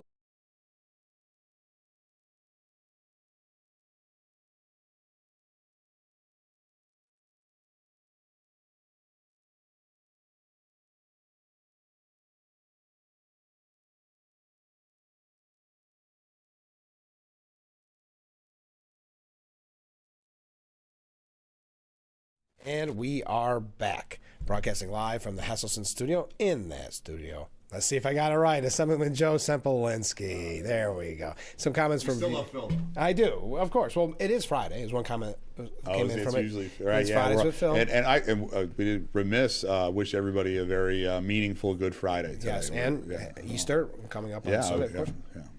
Good morning, guys. Drove 25 hours back from Florida after the moon launch. Oh, Made it cool. back 2 a.m. Glad I woke in time to see the show's last half hour with Joe. Artemis 2 and he sent Frank. photos. Yeah. Oh, I do I still have it? I think the space program is just super neat. So that's his pictures. Oh, that's cool. And then I did go to a satellite launch. Did you really? We were this is before my wife and I had kids, but we were in Cocoa Beach, and we realized that they were going to launch one of these satellites, and we were watching. I've never seen anything like it. If you ever can do it, go do it. Like it is, even if you're miles away, it is impressive. Like you don't have to be right up at, at the Space Center. You can be sort of anywhere on the Space Coast, as they call it, and watch from any beach, and it's amazing. So I think it's great. I've been following pretty closely the Artemis 2 mission. Their lunar burn, it was successful last night, so they're on the way to the moon right now on a free return trajectory, so they don't even have to touch it, just let it go and come back. And I saw that their Outlook wasn't working and their toilet wasn't working, so they're just like all of us, which is cool. I thought the Outlook thing was weird to me because I didn't, you think about that. I mean, the toilet, you fix that right away. But the Outlook, priorities. It's like that to call IT and you had to log me in to fix it. Or something. Yeah, you're on your way to the moon. You're like, what's my password? I know. Why do I have to authenticate? Yeah. So I think it's fantastic. Me too. I think it's great for America. To be leading on this. I think it's certainly technological innovation, but it's also a national security issue. To be in a position where we're able to have this capability, and so I've always been, ever since I was a little boy, sort of a sucker for the space program, and I'm looking forward. And my understanding is the current plan, this has changed a little bit, but is Artemis 3 will be sort of testing in Earth orbit, the mechanisms of getting to the excursion module and whatever. And then Artemis 4, hopefully in about 2 years, puts Americans back on the moon. That'd be great. And the beginning of the construction of a lunar base as a stepping stone to colonizing Mars. Jack says he actually felt the sound after it was out of sight even. Oh, yeah. Oh, yeah. That's one of the things when you see, because obviously light travels faster than sound. Right. So if you're a few miles away, you see it. Yeah. Wait, and then I have never seen anything like a launch, and I highly recommend it to anyone that is a neat, when you're on your Florida vacation and you see that they're launching something, go down there and watch it. It is well worth your time. I want to mention, because we were talking about Blakeman and we talked about the assembly. So the budget, obviously, I like that you, Phil, O'Mara, you can send press releases a couple days early to say we're not going to make the budget. You don't have to wait till April 1st. It's funny because it was the morning of the 31st, and my chief of staff had written up a press release, and it says, State Mrs. Sempolinski mad, State Mrs. Budget. And I'm like, change it to will in this budget. The budget's tomorrow. But we knew because we had already done the extender and what have you. But yes, it was becoming increasingly obvious that we were not anywhere close. And here's what I have heard. And again, I'm not talking with Kathy Hochul directly, but if you get a Democrat member and you talk to them, you can sometimes get something out of it. If you had said to me 3 months ago, do you think the budget's going to be on time? I would have said, yeah, could. It might be. It could be close. If you had said to me a week ago how long you think it's going to go, I would say it's going to be late, but it's not going to be as late as last year. Now you don't know. I think it could be as late as last year or more. Andrew Stewart-Cousins said, what was it, yesterday, I think it came out, that we are at the beginning of the middle. Beginning of the middle. They usually use these at the end of the beginning or the beginning of the end sort of things. And all indications that I've heard from Democrats that are willing to talk to me, off to the side, is they're not even close. Not even close. And this is going to drag on for a while. One of the big issues is energy issue, where the governor, in my opinion, doesn't want to make changes that are nearly significant enough, but does want to make some changes to the CLCPA, the climate law. And, of course, the far left has dug in against that. So we're in this happens a lot over the last couple of years where the far left is completely bonkers. Mm-hmm. Kathy Hochul is slightly less bonkers, but nowhere near where you want her to be. Right. Probably could cave. But is a little bit. So you want her to sort of do, get some of that, but you really want her to go about 5 times further. So because they're both not doing great. But you end up having these sort of inter-Democrat fights about just sort of how much to change anything, if at all, and what have you. But the big issue apparently is energy. There are some other issues, and what also tends to happen is when the negotiations drag out, new issues pop up. Mm-hmm. Things that you thought were settled suddenly get re-injected back into the budget process. So currently, we are home for the religious holidays for Passover and Easter. Mm-hmm. And so we will return. The Assembly scheduled to go back into session, and Senate too. Both of them are scheduled back in session Tuesday morning. So I will drive up Monday evening. And at that point, I don't know. I would assume that they're not going to accomplish anything over Easter. No. So we're probably going to do what's called an extender, which is you fund the government for a few days. You basically meet payroll and keep doing what you're doing. We're currently on a 7-day extender that expires on Tuesday. What we did for the equivalent week last year was on Tuesday we did a 2-day extender and then came back on Thursday. Yeah. My wife loved I'm sure. spring break. So, but I wouldn't be shocked if that's what we do. We sort of do every few days. Just enough to keep the government functioning while negotiations proceed. And I won't know that until at least Monday, if not Tuesday, as we're going into session. Like, how long is this extender for? It's become, sadly, business as usual in Albany. Hochul I believe, has never had an on-time budget. No, I don't think so. Nor does she really care about having an on-time budget. She's actually pretty cocky about it. Yeah. She's sort of flexing. We've got to get it right. Yeah. But it's never on time and it's never right. Yeah, so right, exactly. Yeah.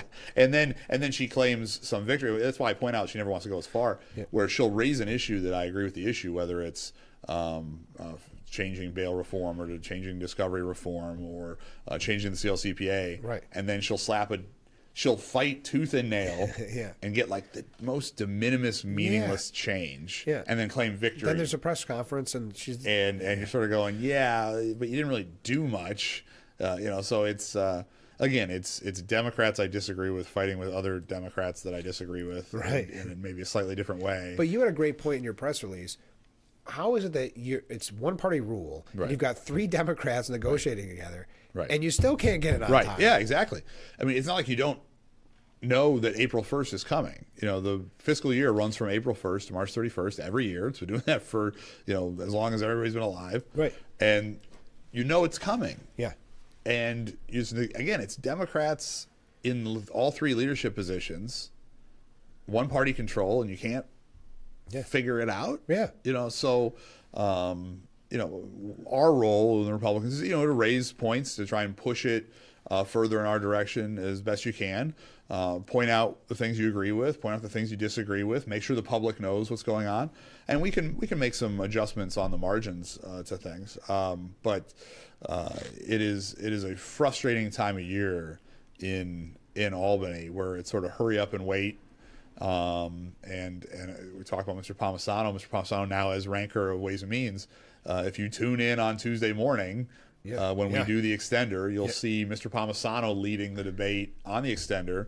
He'll debate the chairman of Ways and Means, Mr. Pretlow, and that will be the debate on that will be Palmisano versus Pretlow. It's funny you say that because we have Phil's been sending us in some videos, and we got this comment from a viewer. When Phil is talking, it bugs me that the Democrats sitting behind him are clearly not paying attention. One is chatting away and picking his nose and so on. So I wonder if Joe experiences the same. And a lot of people got mad at that the first time we showed a video. People are playing games on their cell phones. Yeah, I mean, we had one. So when I posted the speech I gave on Down Syndrome Awareness Day, which was very well received, both by Republicans and Democrats, some by my daughter. And you could see some of the people in the background. And my wife was watching it and goes, are they like laughing or something? And I'm like, no, because I knew I had talked to those members afterwards. And behind me are all Republicans. They're like, no, the one guy's trying to keep from crying. Like, because we're, it's a very emotional moment. So it was, sometimes you don't always know what they're doing back there. So it's, you got to take it with a little bit of a grain of salt. I, to the best of my ability, try to be in my chair and listening. And sometimes I learn things, and sometimes when we bring up a bill, I'm thinking I'm going to vote one way and I vote another way. And sometimes I'm leaning a particular way and I listen to make sure I'm sort of understanding the bill correctly. And I think that's the prudent way to represent my constituents is with thoughtfulness and judge ideas based on their merits. Comment from Ken. He says this is about Blakeman. Dems rigging the system, cheating and lying to stay into power, to quote Biden. Come on, man. That's no secret. It's all they have. So thank you. I think it's the whole thing's a bunch of malarkey. Yeah, I know. Man, I don't miss that. The whisper and the lie. Like, his cadence was something, even when comedians picked on it, bothered me. Something about it. Yeah. I don't know. All right, we got to take a break because we still got a lot of local issues to get to. But did you know, Joe, I haven't had you on since, this is hard to believe, we celebrated 3 years on the air the other day. Can you believe that? I can't believe it. 3 years of the TV program. Yeah, TV program. Wow, congratulations. Yeah. It doesn't feel like 3 years. It doesn't. And Wednesday, I guess it would be 3 years. Yeah, because Wednesday of this week was a 2-year anniversary when we went 2 hours. Because remember, I started with 1 That's right. You started with 1, and then the people demanded we need more Frank. I know, and then they wanted 3. And the gracious people at the Fox Network and Big Fox and Hesselson's gave you another hour of Frank. Just the people. I know. Why not 3 or 4? 3 or 4. Let's make it the whole day. 24. The Frank channel. Oh my gosh. The Frank Network. The least popular Roku network or whatever. All right, we got to take a short break. Stay with us. We'll be right back with Frankly Speaking after this.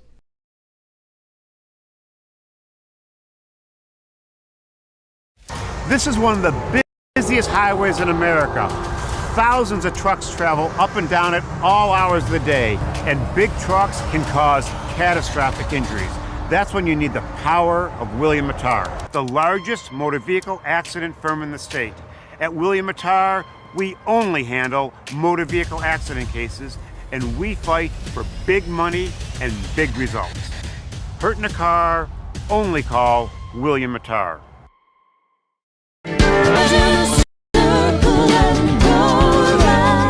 World Youth Clubs provides professional and technical assistance to all our affiliate clubs all around the world.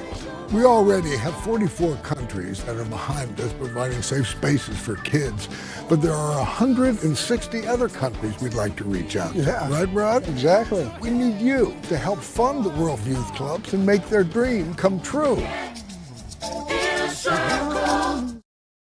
I'm meteorologist Brandon Weathers. A warm one out there with a high in the mid-70s, more than 20 degrees above average. Some isolated shower and thunderstorm potential, mostly after about 4 p.m. Then we'll see some shower chances overnight. Temperatures, though, well above freezing in the 40s. Don't have to worry about any snowflakes in the mix. We'll have highs back in the 70s on Saturday with scattered showers, but much cooler so that by Tuesday we could have some snowflakes in the forecast.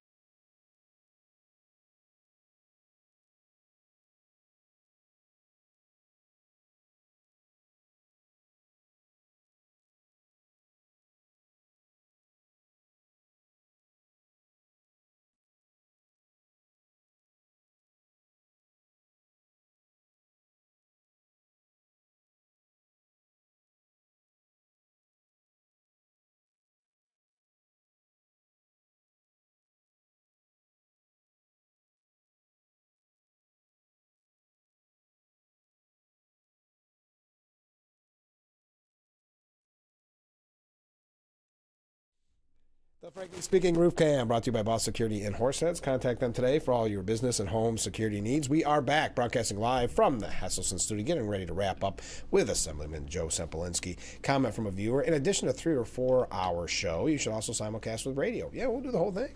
I remember back in the day, the radio, I didn't have to wear a suit for the radio a lot show. of people complain about that. Yeah. But that was 3 hours, and then we had the rebroadcast. So it was actually 6 hours of Frankly Speaking back in the day. That's right. Yeah. That's anyway. right. So how were the petition, or how is the petition process? Monday's the last day to hand them in, right? So the ballot access process, as we talk a lot about in the show, is a petitioning process, which is very onerous, more onerous than any other state. Oh my gosh, you forget. Meticulous. There was a 72-hour period last week where I just spent those 3 days moving legal-sized pieces of paper from one part of the southern tier to another. Yep. Got to pick them up and take them over to here, deliver them this one, pick them up for myself. And then someone gives you this one, you got to take it back. Because I'm doing a petition drive to get on the ballot. Yourself. Again, thousands of people signed my petition. That's great. I saw that picture. You did good. It was fantastic. How many did you have to get? My numbers for Republican is 500. For Conservative is 96. Okay. And I had over 4 times, well Good over for 4 you. times what I need. So literally thousands of people signed. For Republican, I was more than double what I needed for Conservative. So we're in a great position. But also I'm chairman, so I'm moving around. I'm making sure Jeff Spalding gets his sheets that come in a little late in local positions. So the last day to collect was yesterday. But the last day to get signatures, to collect a signature. But because of Passover falling during the filing window, in respect to the Jewish community, they extended the filing period. Okay. So you can't collect after yesterday, but you could file today, or you could file Monday. Okay. Again, out of respect for religious holidays that fell during the filing period. So.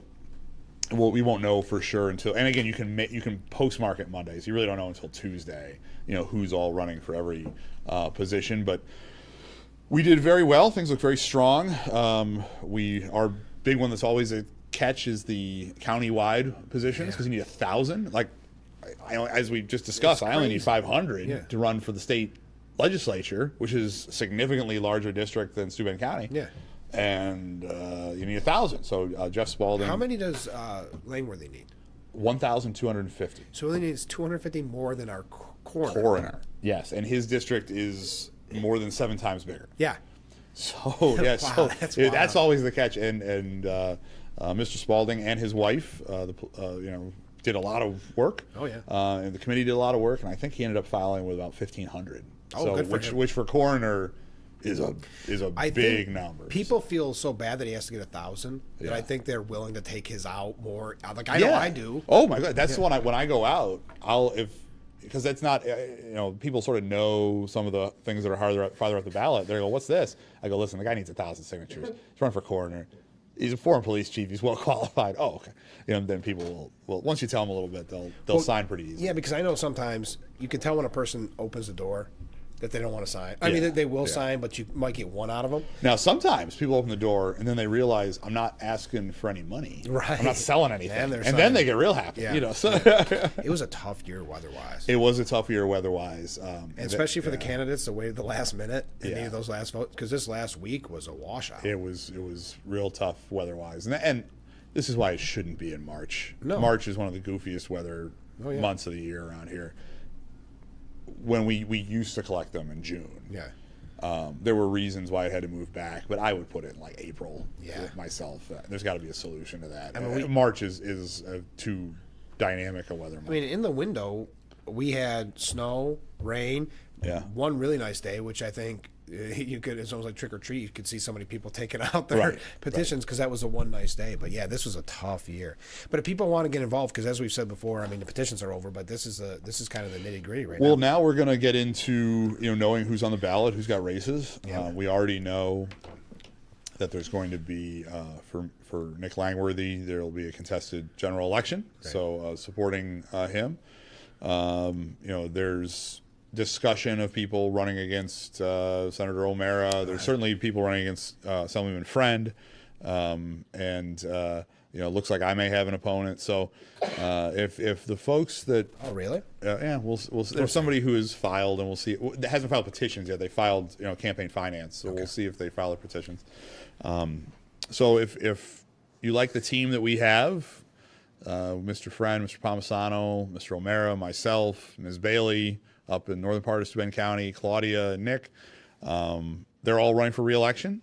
It doesn't look like any of us have any primary situations. There's a consensus within the Republican Party that this is a good team. Yeah. I would agree with that consensus wholeheartedly, and I would encourage everybody in the Elmira media market to support our state legislative and congressional delegations, and especially when it turns out, you know, some of them are going to have contested general elections, and I certainly support every one of those people. You know, all 5 state legislators and both members of Congress, and we need to work to get them elected. There are certainly other races, some local races in Steuben County. There's some local races, obviously, in Chemung County, and you know, in other places as well. So if you have a candidate that you feel passionately about, I strongly encourage you to go knock doors for them in the summer and the fall, right, and you know, donate to them and get the word out.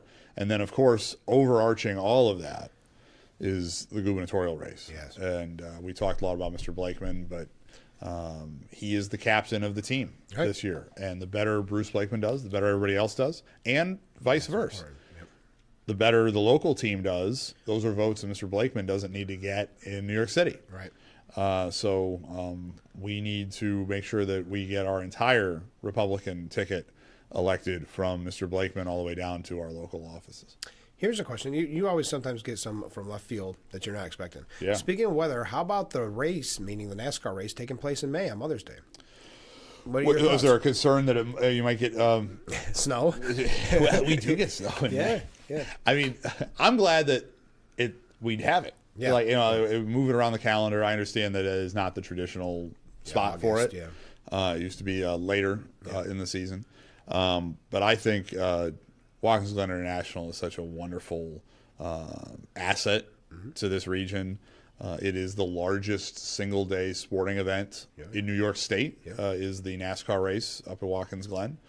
Dawn, who I've known forever, Dawn Berlew, is the head of the track. She's going to be on the program next week, I think. I'll tell her I said hi. I will. She came up to Albany a few weeks ago. I saw that, yeah. Because we were talking about promoting, it was a bipartisan thing, promoting sports racing in New York State as an industry. You know, because you have all these local small tracks, dirt tracks that are economic drivers in small communities. So I've known Dawn forever, and she's doing a great job at the track. And so I think NASCAR is a huge asset to our community, and I'm so pleased that this has been a track that has been very consistently selling their tickets, and there's a lot of support in the community for NASCAR. It's such a fan favorite too, yeah, because it's such a neat. I mean, there's so few road courses by any. Yeah, right. It's a unique thing on the circuit. So not unique, but it's not your standard just turn left. So. Exactly. All right. The wrap up. Mark says, "Great show, very informative. Have a great Easter weekend." Yeah. So a blessed Easter to everybody else. To everyone. Yeah. Wishing you and Joe S. and family a happy Easter weekend. Enjoy and be safe. Those are nice. That's nice. How about ending on that note? Yeah. Well, Easter's a great way to end it. So I'm a Catholic and somebody who takes Easter seriously, and Good Friday today seriously. Yeah. I wish all my fellow Christians and everyone out there, a very meaningful Good Friday and Easter Sunday. Well, Joe, thanks so much for being on the program. Thanks for putting up with me calling you Phil, for not storming off and leaving. No. Joe, we'll have to do this again soon because, like you said, the petitions will be settled here pretty soon, so we'll have a little more to talk about. Yeah, we'll know exactly who's running for what. Yeah, so it'll be interesting. Joe, have a great Easter. Tell the family the same, okay? Likewise. All right. That's it. We'll see you on Monday. Have a great Easter, everyone.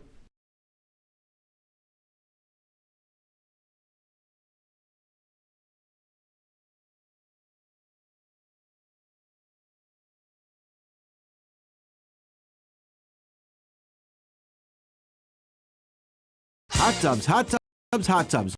With Easter coming, what better way to make every day better than with a Hesselsen's hot tub? During these uncertain, stressful times, what better way to relieve tension and relax those achy muscles? During Easter week, free chemicals and free steps, and the new and innovative energy-efficient smart tub and hydraulic lift systems are just half price. Plus, huge, unprecedented discounts on 2025 models as factory reps will be on hand. Hesselsen's Easter week hot tub sale is going on now through Saturday at 5 p.m. After 70 years, it's still fun to poke in the corners at Hesselsen's.